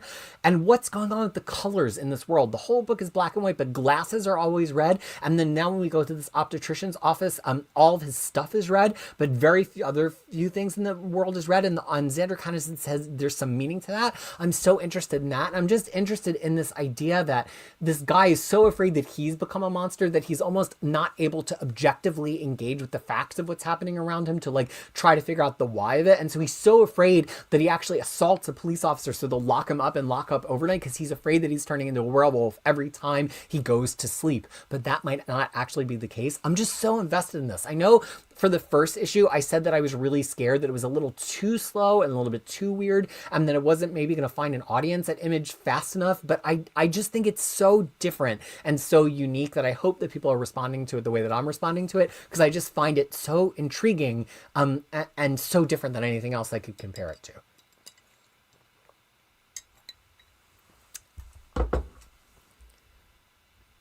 John Remy, I know you all are having a conversation between you about Rogue Sun right now, but John Remy says, for some reason, Radiant Black felt too juvenile, and I feel the same way. I've tried Radiant Black 3 different times now. The craft of it is fine, but it just feels like it's also about a young person with a power, but it feels more like Invincible to me. It's the very juvenile side of a young person having a power, and a lot of people love Invincible, and a lot of people love Radiant Black, but to me, I'm much more interested in the power and responsibility side of that, which I think is more what Rogue Sun is doing. Super Drop, I'm going to come back to that at the end because that'll set us on a whole sidebar. Sonic the Hedgehog, I don't read its ongoing comic book from IDW, but this is issue number 79.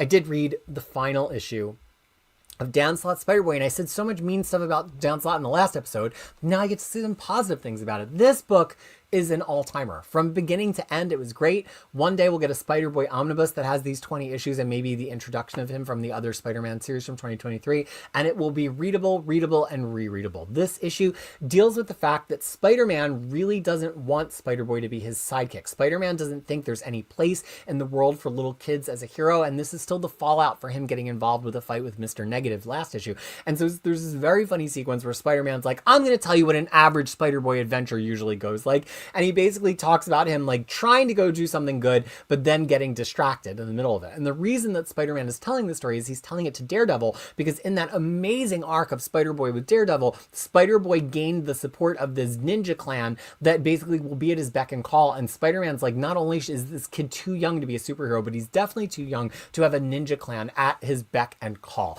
Paco Medina's art was so impeccably clean throughout this entire series. Amazing colors from Eric Arsenaga. Arsenesia. I don't know. I have to learn how to say his name. I just think the craft on it was so strong, so funny and charming from Dan Slott. Perfectly readable letters that are easy to just scan right through from Joe Caramagna, that I just could not recommend this any more highly. And I love that it ends with Peter Parker embracing the idea that it's okay to sometimes have a sidekick, because anybody can be a hero if their heart is in the right place, even if they don't always make the right decisions. I just think this is possibly Dan Slott's best comic of all time, other than maybe Superior Spider-Man, but it's such a different side of the coin than Superior Spider-Man, and it shows me that he is good. Actually, well, there's also Silver Surfer, but I need to reread that in my note-taking era. It just shows me that he can do such heart and such cleverness and such fun, and we don't have to have the Dan Slott that we often get that I just hate so much, and I just hope at some point that this Dan Slott shows up at DC, because this is really magical. D. Marcel got the first paperback. It's great, and cannot wait for the next trades. And Mr. Tex is here very late after finishing Manifest Destiny Deluxe Volume 2, which is on my runs to read. Because I think, I want to say Riley, Omnibus Collector Riley, really loves Manifest Destiny. I feel like they are the one who recommended it to me. And John Remy Argueta is saying, wait, a werewolf story? I love me some actual horror werewolf. But here's the thing. We never see the werewolf. It might not actually be a werewolf story. There's the implication that this guy is going to sleep and turning into a werewolf. But the comic might not actually be about that. It's very ambiguous what the comic is actually about, which is actually what is so fun about the comic books right now. Okay, on we go. Spider-Man Wolverine. So this has been built up to me for several months, several weeks, not only because I love the first issue so much, because somebody in the comments, maybe Raptor Rancher, keeps saying how cool this issue was.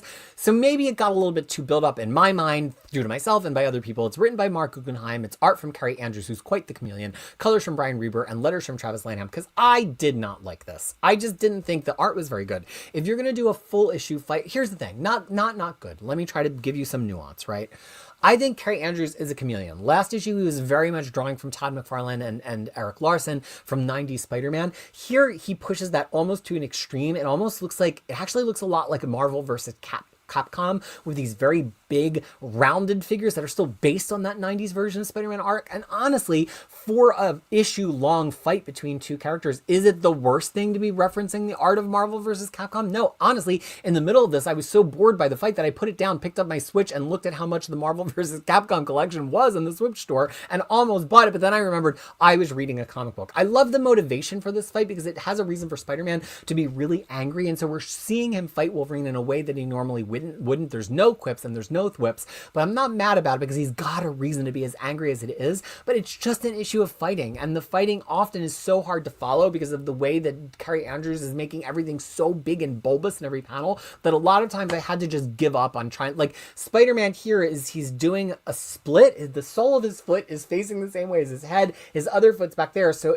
are we meant to think he snapped his leg back to do this kick of Wolverine over? I just couldn't follow a lot of it. And I think if you're going to do a whole issue that's a fight, and if I can't follow it, that's a problem.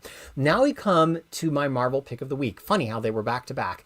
This comic made me feel some very confusing feelings. It's by Charles Soule, art again from Stefano Raffaele, who's incredible, colors from Nolan Woodard, and letters from Joe Caramagna.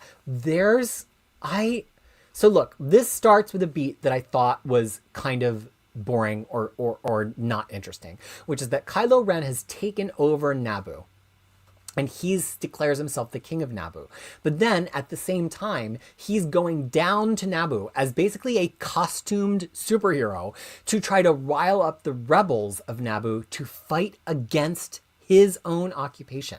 And at first I was like, that's goofy. This is not interesting. But as the issue went on, the idea that Kylo Ren is trying to kill himself, kill some version of himself, try to experience vicariously what it's like to be a rebel, because I think that movies make it very easy to forget that Kylo Ren is the prince. He's the crown prince of the rebels. He's Leia and Han Solo's son. And I don't feel like the movies ever played that beat enough. And here you see this weird fractured element of his psyche as he's learning more about his grandfather, Darth Vader. And he's like trying to almost be the son of the rebellion at the same time he's being the godson or grandson, I should say, of Vader. And so he's conducting a war against himself. The more and more I went into it, the more and more fascinated I became by the idea of it. And at one point, his little helper guy says to him, once again, your lineage runs true. Vader hated himself at first, too. This to me was everything interesting that stands to exist about this character that the movies just have not found a way to do.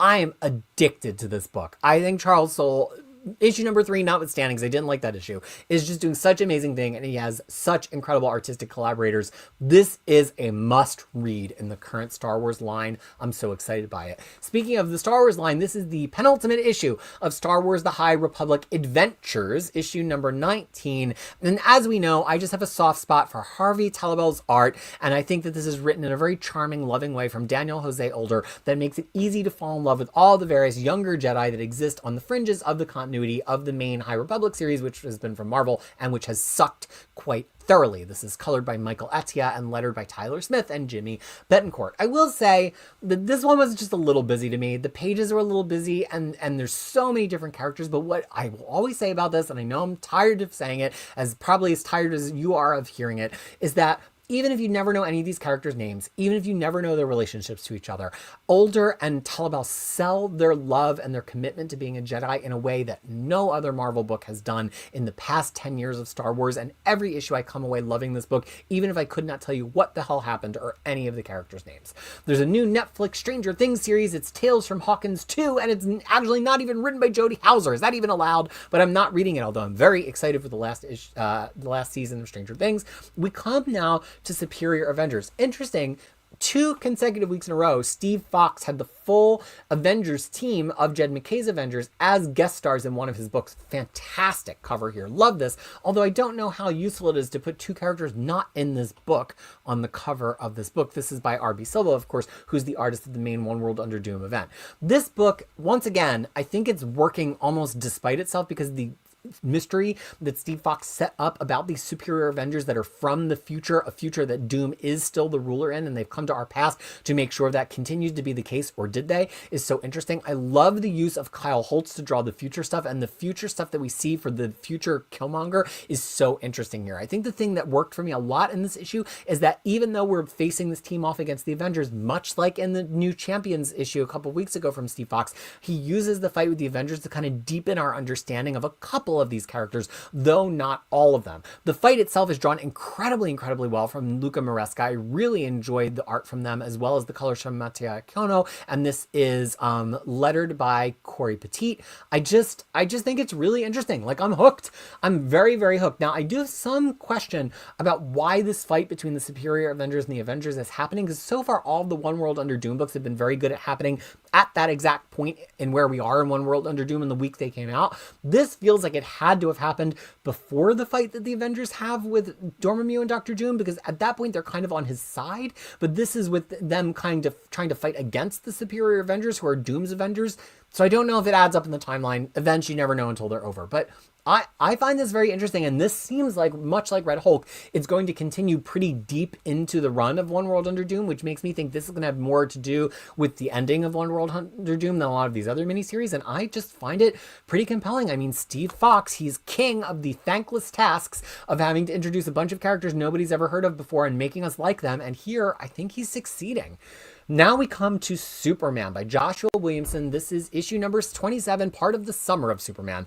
And my problem with this book is that this is turning into Marvel's Daredevil. We have 3 different artists here: Eddie Barrows, Eben Ferreira, and Sean Isaacs, and they're all good artists on their own, but DC is not usually having this kind of a problem, and the artists just change mid-scene with no rhyme or reason to it at all. If Eddie Barrows is that slow, take him off the book. Now, I will say Eddie Barrows drew a much cleaner art here than he had in the past, colored well for Alejandro Sanchez, and I think that works better for me, because I don't think you can heavily line this book. The whole point of this book is it's just been such a clean, bold version of Superman, and I love this page where Superman is flying to the giant S on the top of the Escort Tower and then pulls it off the tower, and then it turns out all of the page layout was in the shape of this S. I mean, I do truly really like Eddie Barrows' art. I just question if he's a fit for this book. But honestly, this book was a little weird because it was a whole super fight that felt like it was over in a flash, and I don't even remember the fight actually happening, but it seems like it just occurred to kind of wrap up the status quo of everything that's been happening with Lex Luthor and with Lois Lane and Mercy Graves for the past 12 issues, which is like fine,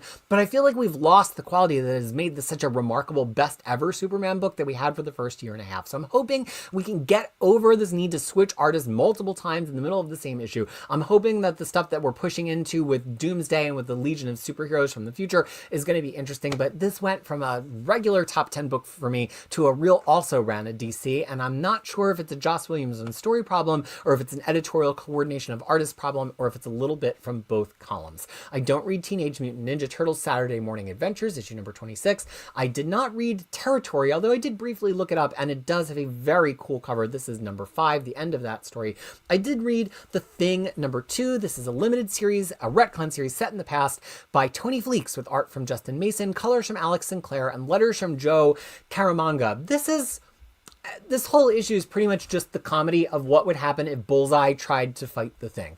And I just don't know if that's funny enough for me to have a whole issue of it hold for me. And also, the page layouts were so similar. We just kept coming back to Thing's reaction panel at the bottom of every page like this. And much like that issue of Rockefellers, it just made me feel like I was having deja vu and I was just reading the same page over again. And especially because much like Rockefellers, this had a rule of 3 gag that actually wasn't very funny, which is that Bullseye kept finding soft spots on Ben Grimm to hit with his bullseye darts, only for Ben Grimm to finally just punch him and move on. I just don't know. I know that this is why Ben Grimm was entertaining at a point, that he's just this very street level heavy. He's not that special. He's just indestructible and strong, and it lets a lot of villains literally bounce right off of him. It's just not that interesting to me to watch him kind of just plow through a bunch of Marvel villains in order to find this lost little girl from Yancey Street. I mean, there's an element of fun thing against the Marvel Universe here to see him bump up against villains we've never seen him bump up against them before, but it's just not a good enough story. So it's fine. I'm not saying this is a terrible comic book, and it did, I agree, Mr. Tex, have an absolutely wonderful cover, and the cover artist here is Nick Bradshaw. I don't think I would have been able to guess based on this, and with color from Rachel Rosenberg, but I just find this to be a very middling story, and to decide to bring a retcon series into the world, you would think that the story would be like really worth telling, and I just don't know if I'm getting that from this story.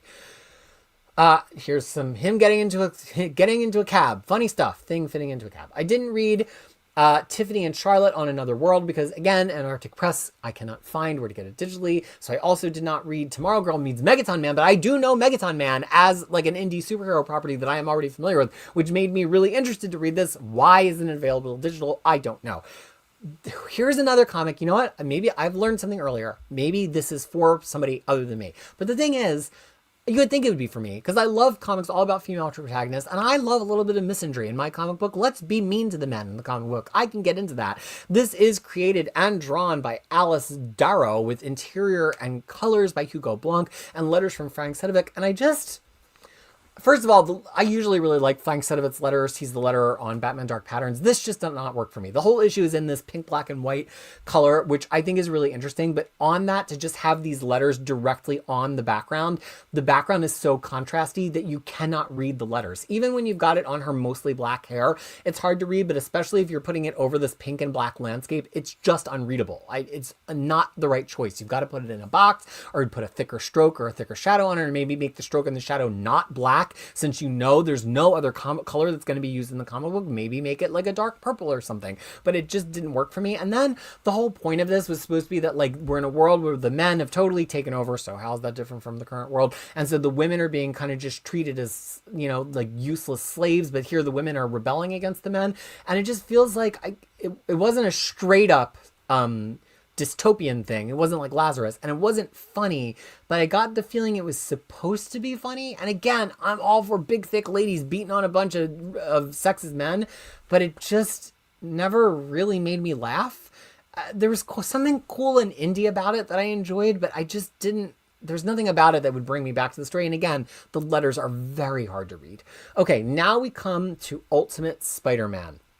And here we see Jonathan Hickman starting to push down the gas and accelerate us towards what is probably going to be the end game of this, because we know that supposedly all these series are going to end, or at least transform to something else at issue number 24. We've got Marco Cicchetto back on the main art here, as colored from Eric Arciniega and lettered by Corey Petit. And we get Spider-Man back to being Spider-Man. He's reunited with Harry Osborn. I won't spoil what's been happening with Harry Osborn if you haven't been reading, but Harry and Gwen have become two of the most interesting characters in this, almost one would say the main characters of this book. And so we see both Peter Parker going back to New York, as well as what Gwen is up to back in New York with the Council of Mysterios. But the problem I had with this issue is the problem that I have with a lot of issues of this comic book, is that it feels like Hickman only wrote the setup for what was going to happen in this month, and then nothing actually happened.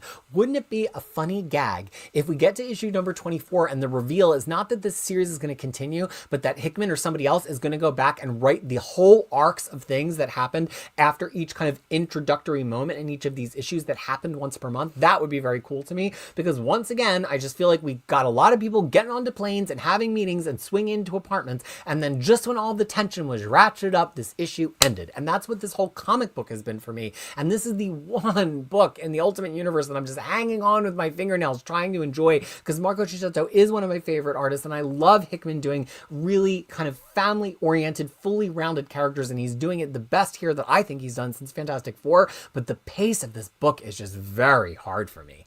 Okay, I don't read Ultra Mega from James Harren, although I think this issue 9 is the last issue of it.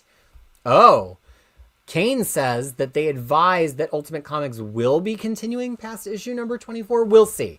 I think after that big Ultimate Endeavor, or whatever it's called, that's like the big ending of it, I do think they're all going to really, really transform, but I did not see what was on Reddit, so I will have to go and check it out. I was too busy reading the comic books. I don't read Uncanny X-Men, which is a sentence that stabs me through the heart every time I say it.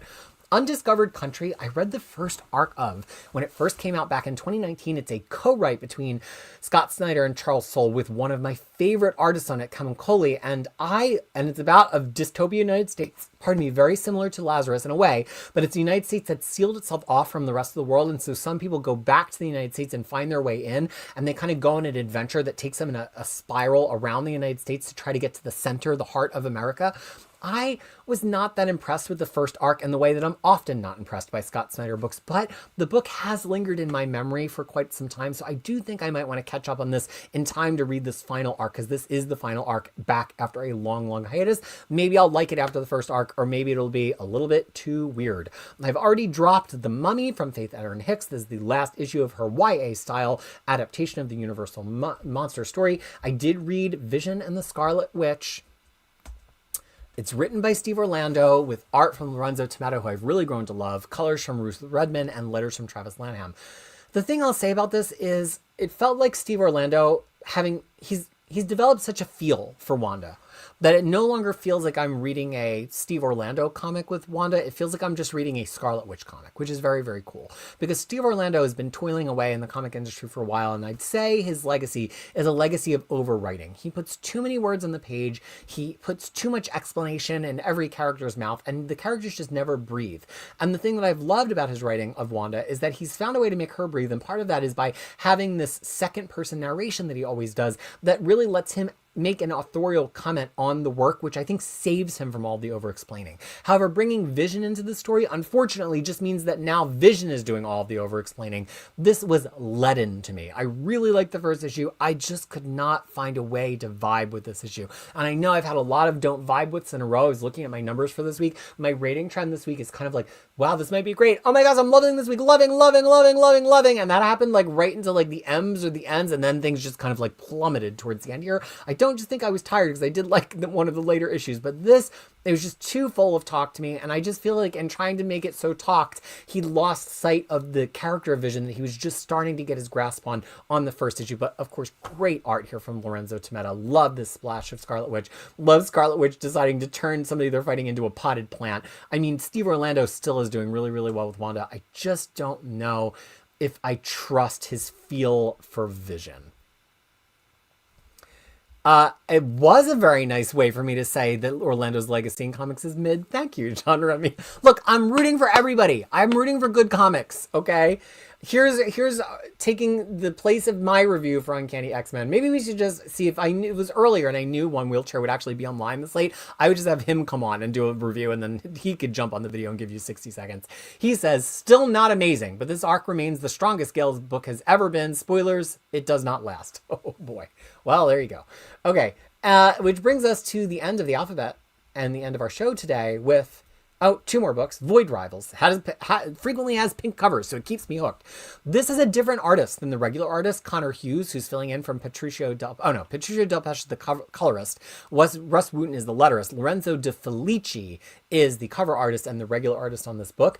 This, to me, was actually maybe the most interesting issue we've had in a while. And I think it's because it's found a main conflict again. So much of the past year of this book has been Kirkman slowly unspooling the whole history of Transformers as seen by these races that were kind of spawned by one of the original Transformers going off and powering a whole society on the verge of a black hole, and also then incorporating Cobra La into it as they go on a spacefaring adventure. This issue feels like we finally get back to the idea of void rivals, people who have intractable differences even though they're very, very much the same. It's like Romeo and Juliet with ray guns and space swords. That's the thing I like about this book. And because we've recentered it on that, it allowed me to find a lot more fun in the conflict and also a lot more fun in the cutaways to stuff like the Skuxoids that we focused on last issue, which I don't find that funny on their own. It's not as funny as Kirkman thinks it is, but as a cutaway to a book that's very much about this pitched conflict between these two people and these two societies,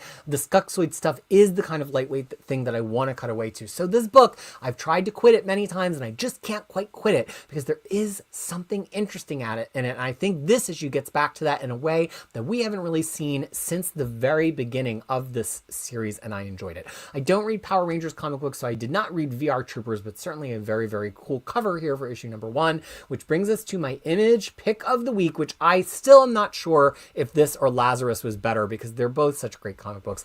We're Taking Everyone Down With Us by Matt Rosenberg, Stefano Landini, letters from Jason Wordie, letters from Hassan Otsman-Alho. I just got confused because his name is Wordie, but he's actually a colorist. Okay, this book is such an amazing book. And after 3 double-sized issues with absolutely wild layouts and lettering, it felt like this issue was like, let's calm it down. So it was only 1.5 times long, and the paneling was much more normal, and the lettering was much more subtle. And I think that works because the first 3 issues of this was like basically 48 hours of a fever dream of this little girl's life exploding because she finds out her father is a supervillain, but to her he's a superhero, and it turns out that James Bond, who killed him, is his secret agent who's a hero in his story, but in her story he's a villain. So here we see all of that kind of like slowing down a little bit. What happens after they get out of all these super fights and she's just traveling the roads of Europe with her robot father, although she doesn't know it's her father, at the same, and finally this James Bond agent Rook finally catches up with them, so we get a burst of violence in several very satisfying 9-panel grid pages that had such good choreography, such good storytelling. I want to let you know that I'm not just super literal. You don't have to draw the dotted lines between every panel for me. There are some cool action beats that work for me, and this in particular really, really worked for me.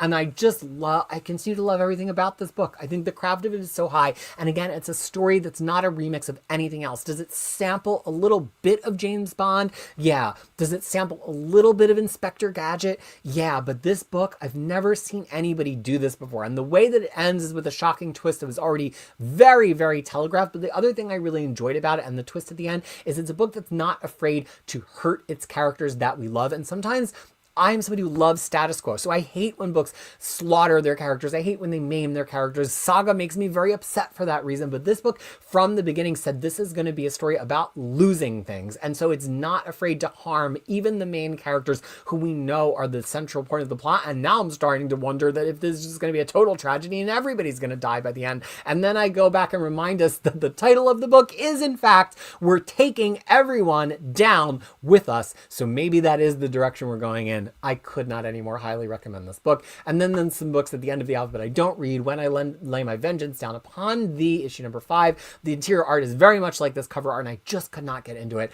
And Who Are the Power Pals, which is a very silly book about two friends who used to be superheroes on TV for a series that was canceled far too soon or not soon enough, depending on what your opinion of the quality of the series was. And so now they're trying to find their own way to be real life superheroes. It just wasn't as funny in issue number 2 as issue number 1 was, and I decided it's not a book that I have to keep keeping up with. I don't read The Witcher, The Bear and the Butterfly, issue number 2 of 4. It's written by Simon Spurrier, and I'm sure his take on the Witcher world is something to behold, but I'm not a Witcher person.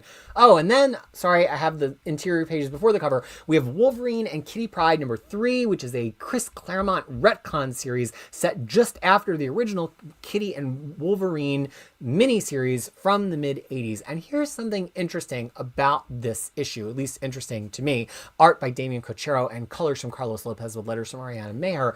The first 2 issues was so tightly tied to the adventure that actually happened in the Kitty and Pryde and Wolverine miniseries with Ogun that it just felt like it, so I kept saying it demanded to be told, it needed to be told. And now we get into this like Sentinels fight and somebody's trying to turn Kitty into AI and her dad is using a samurai sword. Now it feels like we're moving away from the needed to be told aspect of the story to Claremont just having a flight of fancy, which is fine. And he still writes these characters well, and it was still well told, and it was still fun action, and it still sounded like Wolverine and Kitty Pryde. But I lost the sense in this issue that this was a story that Claremont had always meant to insert, which very much the first 2 issues felt like. Now it just feels like he's writing some crap so he keeps getting his healthcare coverage from Marvel. And you know what? God bless him for that. And then finally, X-Men Demons and Death is actually just a collection, not of the current digital comic, Astonishing X-Men Infinity comic, but the previous one, X-Men from the Ashes digital comic. This is the 3rd and 4th arcs, one of which resolves Havoc's story from the X-Men Fall of X period and before he turns up in X Factor, and the other half is in Omega Red story. They're both actually pretty strong stories. This is also drawn by Philip Sevi, whose art we were looking for earlier. These are probably 2 of my more favorite arcs of that from the Ashes limited series. And then I really, really tried to find this book, The X-Few, digitally, and it's by Devil's Due Comics. It looks like a really cool sci-fi story. And again, Kickstarter that had a digital version with no late pledge, so I cannot talk to you about it. And I have not been reading You'll Do Bad Things because I dropped it after the 2nd issue. It just was not that interesting to me, nor were there enough bad things. Let's just get a couple of the very recent comments, Drink, and then we will scroll back up and get some other things. Somebody just said something about Powerballs. Oh, Jean Remy says, who are the Power Girls? Power Pals. Power Pack Girls are different.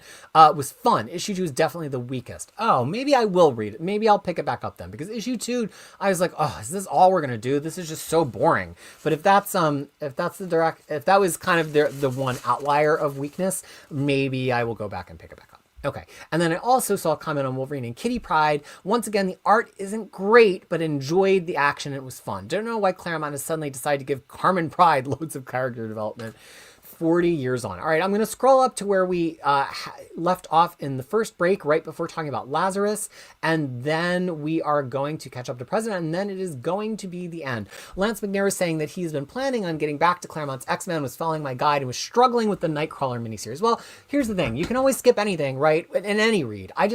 I think sometimes we punish ourselves as comic book readers that we like have to read everything perfectly and include everything and read every caption box and like read everything in perfect order. You know what? If it's not that interesting, skip it. I'm not just aiming that at you. I just think that this completionist gotta read it all urge has appealed to us so much. I am not afraid, not in current comics, which is to my detriment, but when reading old comics, if I hit an issue I don't like, I will skim that shit in a second and just move it on. Bunkmaster B says, I'm just planning on never dying, so I should be cool to get all the comic runs I still need to read. Well, let's hope that you do live forever, sir. Comic Pals is very much looking forward to getting caught up, although I suppose I have some bias there. And John Remy is hyped for me to finally pick up some more Mouse Guard. Cedric and Ellen saying, if it's a problem if I read comics, European comics, manga, as well as books, I'm hopefully behind with everything. Yeah, I haven't even listened to... the only albums in 2025 I've heard so far are Gaga and Garbage and Turn Breaks. Usually by this point I've heard like 100 albums. There's just so much good stuff in the world. Jamie C47 read Thunderbolts entirely over Christmas and it was a good time. Rye Hunter saying, is there a specific creator I would want on Daredevil if the current run is ending? You know, there was somebody I was just thinking of. Somebody did a backup. It might have been Chris Condon, actually, although now I have second thoughts about that. But he did like a one-shot or a backup in Daredevil. It was during some event. Was it Blood Hunt? I don't even remember, but he did a one-shot, maybe it's Venom War, that was like really, really good and got Daredevil's character really right, but then I'm hating his plotting on so many other books that I'm not really sure that I trust him now. Lance McNair loves the Lazarus cover. I'm going to read all 4 hardcovers soon. The first 2 will be rereads. James Abel saying it feels, we got that. The no time has passed at all. Superjob read Lazarus for the first time when the 4th hardcover came out, and let me tell you, it's still good. It's just so remarkable. Such a remarkable book. Cedric and Ellen hasn't read Lazarus, but loves Whiteout. I love Whiteout. That is, I don't really have any big white whales anymore now that we all know that I revealed last week that I finally acquired my all-time white whale of Youngblood Bloodsport bootleg issue number 2 signed by Rob Liefeld. You got to watch my show from last week if you want to hear more about that and hear the fishing lore. But now that I've got that, there's very few things that I've like always meant to buy that I haven't bought. And one of them is a physical collection of Whiteout by Rucka, because I read that not too many years ago digitally. And I was like, you know what? This is so cool. And sometimes I think good black and white art really, really hits in an interesting way when you read it on paper. Deez Marcel is waiting for the Miles Morales issues to come out in paperback because it sounds like D. Marcel is mostly into trade rating, which we fully respect here. It's what I used to do. The only reason I keep up monthly now is so that I can help keep up my comic book guides. Superjob saying, wait, not even a comment on Mega Man? The Comic Pals, let's get him. Look, Mega Man was fine. I played the games sometimes, but I just don't have enough of it. Much like Sonic. I just am like, not like, ooh, I've always wanted to know more stories from that video game. The only video games I have that feeling about where I'm like, the world was so good that I want to read more in that world is Final Fantasy. If they started doing comic books telling more, and I know they've probably done manga of them, so I should probably go find them. But if there was comic books set in Final Fantasy 4 or Final Fantasy 6, I would lose my mind. So that's probably the one comic book. John Remy Argueta, who's our reporter from the scene when it comes to Minor Arcana, since I don't read Jeff Lemire books, always a sleeper hit the week I read it. Super related to MC's crush on someone you used to date, now in a straight relationship. Oh, because it's so funny that you say that, because I was listening to, as I often do, my warm-up music today starts with Good Luck Babe by Chamberlains, and I was thinking that that song is so unique because it's about It's not just a love song, and it's not just a breakup song, but it's very, very specifically about two people who used to be out, and then one of them went back in the closet, right? That's what that song is about, because she says, when you wake up next to him in the middle of the night, with your head in your hands, you're nothing more than his wife. When you wake up next to him in the middle of the night, with you. Anyway, and I was just thinking, there's not a lot of songs about that from the perspective of the person who is out now and is not necessarily pining for the person who went back in the closet, but is telling them that's the mistake. So if you're telling that major arcana, or minor arcana rather, has some themes of that, I might be willing to check it out, even though I usually don't like Jeff Lemire. Anyway, love, good luck, babe. Okay, cool. I missed a lot of commentary this time around because I was just on a roll. Cruel Angels saying DC history, like the dual format of the narrative and the timeline, and I guess with DC Reset, they changed the history too. JSA Dark. This is the golden age, and a lot of the comics were from the 2000s and up. Yeah, but they are integrating all of that. Like, there is a footnote in the back that's like, well, the JSA Dark is based on the story here. So it's really cool because it just incorporates a lot of original 1930s and 1940s comics that it tells the history of, but then also integrating stuff that happened in the 90s when DC kind of merged the JSA back into their story. A lot of things in the 2000s that came from James Robinson and Jeff Johns writing the JSA. So that was really, really interesting to me. Jamie C47 saying new history of the DC universe. Number one, like this well enough. Absolutely hilarious. How new reader unfriendly it is. I felt differently. I felt as somebody who really doesn't know my DC history the way I do at Marvel. I felt like it was incredibly friendly. I was like, oh, cool. Oh, neat. Oh, I want to go read that comic. But that's why we have multiple perspectives here. Superjob Newman remembers that, and I associate Jerry Ordway primarily with Wildstar, his image book. I don't know if I've ever read Wildstar's image book. I mostly associate him with Superman.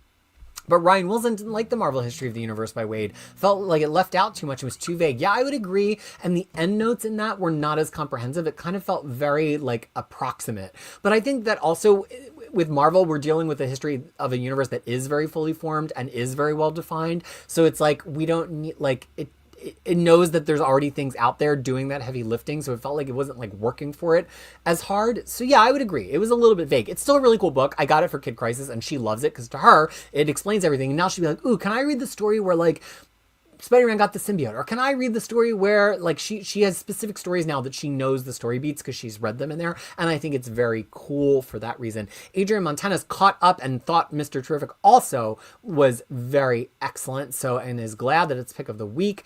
Rye Hunter agrees that Chris Condon is killing it on Green Arrow. I agree, but I couldn't make it past his Ultimate Wolverine #1. I made it past that, but then I regretted it.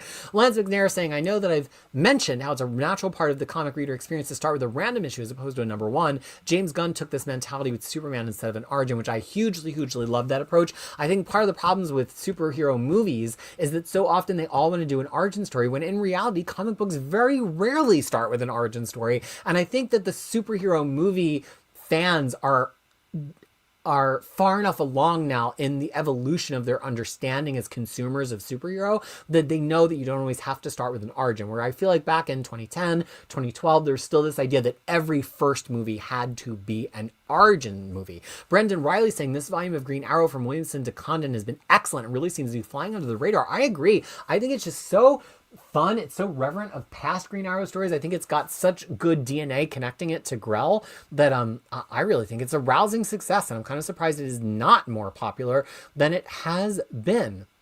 Logan Wayne responding to my comments on Out of Alcatraz. Yeah, I like any kind of story that's about passing. It's not all about passing, but it's interesting that all of them have reasons that they're on the outs from society, and some of them it's their own fault, and some of it's no fault of their own, but they've been all painted with the same brush of being kind of criminal outcasts in society. So it's like they're out of Alcatraz, but in a way they're still all in their own ways locked up in their own prison of either trying to pass and being safer if they pass, whether it's the woman who's actually black and passes for white, or the men who are gay but pass for straight, or they just have no way to reach back into the part of society that will allow them to be upstanding citizens like the criminals from Alcatraz. And that's absolutely the theme of the book, and that's why I think the book is so interesting. Wow, you guys, well then you went off all about Superman.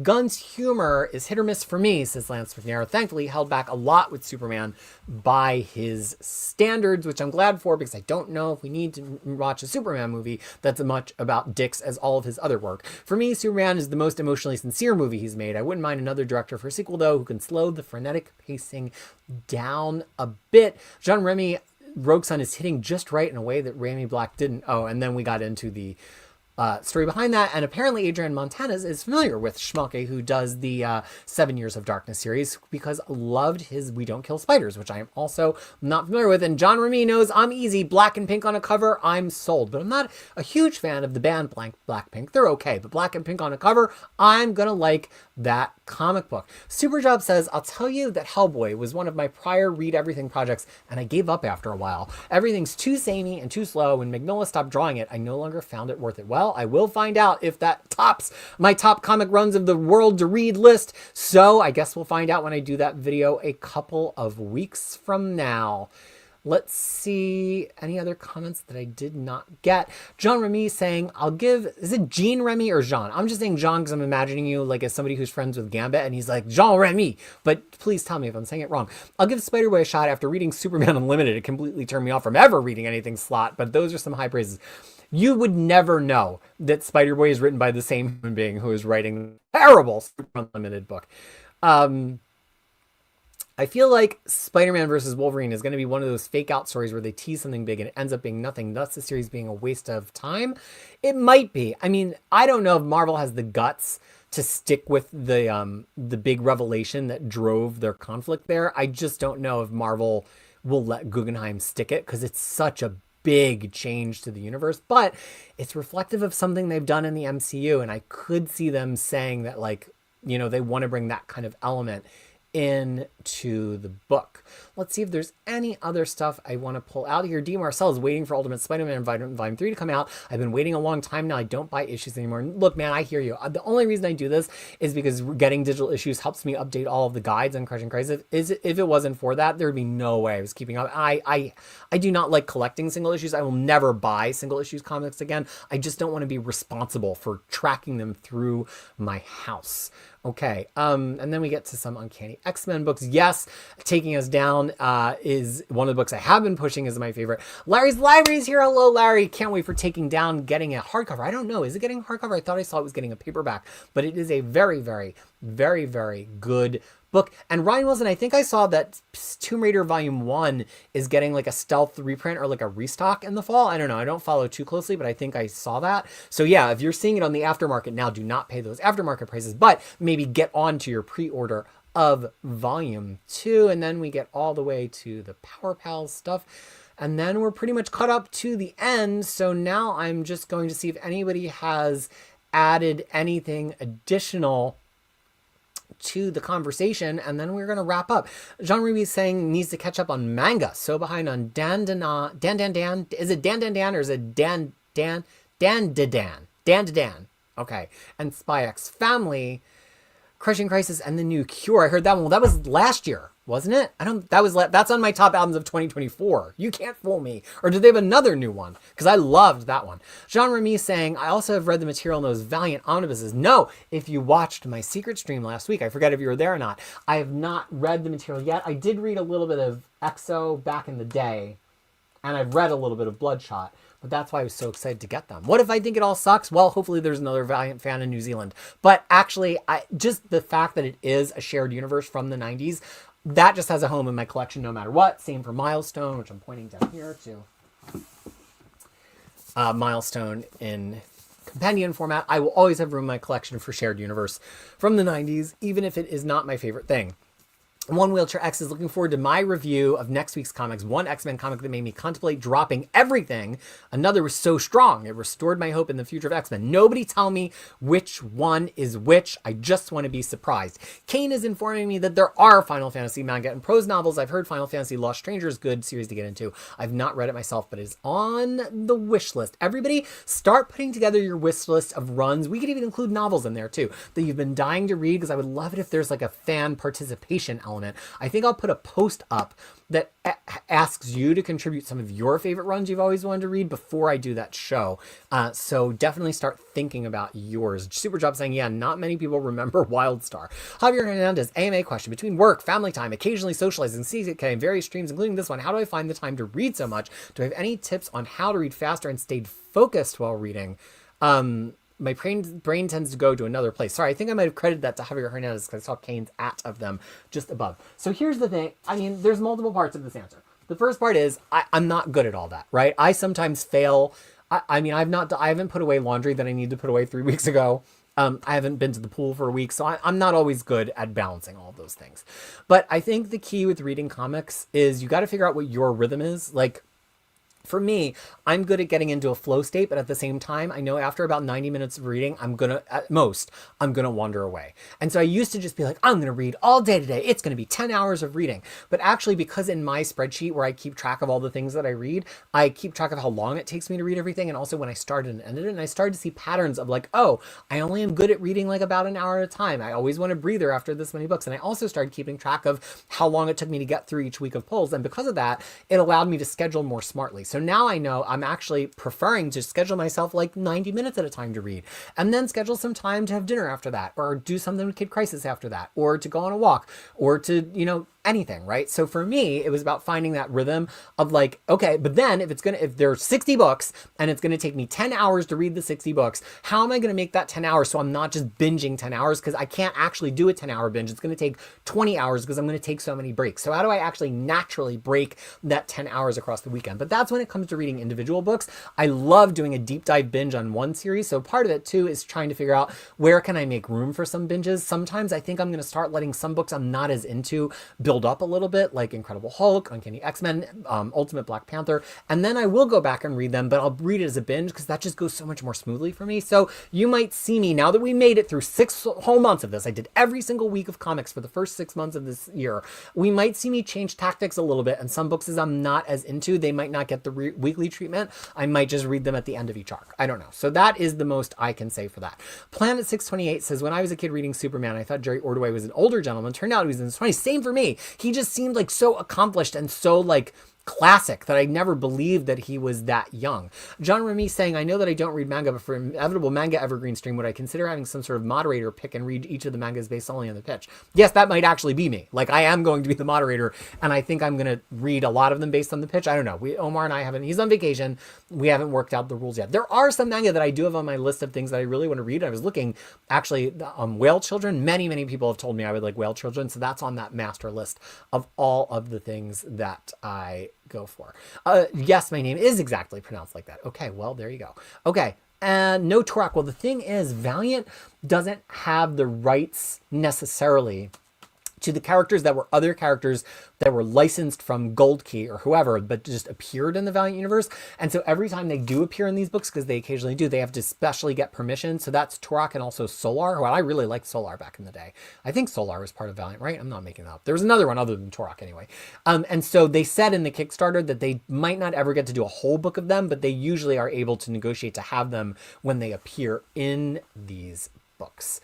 And I love Jim Shooter's tenure at Valiant, says Planet 628, and a single short box. Oh, you have it. And it's my most prized possession. Well, I'm hoping we're eventually also going to have it here on the wall. And Pope Romero says, I agree. I think reading multiple issues of the same title together reads faster because your attention is already set in that story and those characters, or at least it seems that way. And finally, Cedric and Ellen saying, if I want to read a great manga, I can recommend City Hunter. Okay, I'm going to write somewhere. I'm going to write it on something that's on this desk. So I remember to put it on the list when we're done. Okay, folks, we've reached the bottom and we've reached over 3 hours. So that means we've reached the end of this stream. If you have watched a little or a lot, or if you watched it live or after the fact, thank you so much for watching. I'm not doing songs in the end of the stream until I'm caught up. That is one of my many rewards for getting all caught up. So if you want to see more of me on the internet this week, I will be back with at least one more stream. It is going to be my top, haven't decided yet, books of 2025 so far. So I will talk about all the series all together, pitting them against each other, even if they've never been in the same release week. And we're going to go much, much deeper than the top 20 that I've revealed on my past couple shows. I think we're going to take it down at least to 50. It's going to be any book that's good enough that I would still recommend it. So in 2019, I had 125 books I actually would recommend. So we're going to take it as far down as the books I would recommend. So please, if you haven't already, turn on your notifications. That's the only way you're going to know that that stream is happening. I thought about doing it as a pre-record, but I actually want to see all of you chime in about the series too. So we're going to do it live. It could happen as soon as tomorrow. It depends on how long it takes me to put the PDFs together. But also,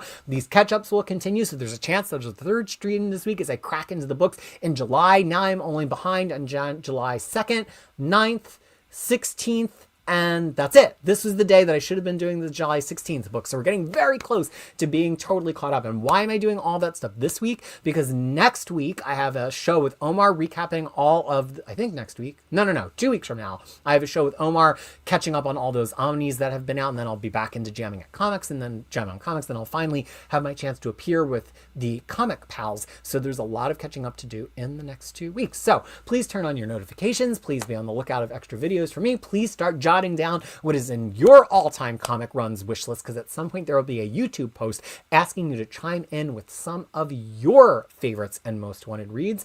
And I think that's all I've got to say. In the background working on Crushing Crisis, I know there haven't been an update on that in about 2 months, but that's because I'm trying to just do all the writing at once before I do all the editing and the images. So all at once, there's going to be a burst of about 50 posts on Crushing Crisis as we get to August and I get all caught up. And then I finally can get back to doing new guides, which ever since the poll season, I've not had a chance to do, and hopefully the poll season next year will not throw me quite as far behind because we put such good infrastructure in this year. So I think that's all I have to say as Crisis.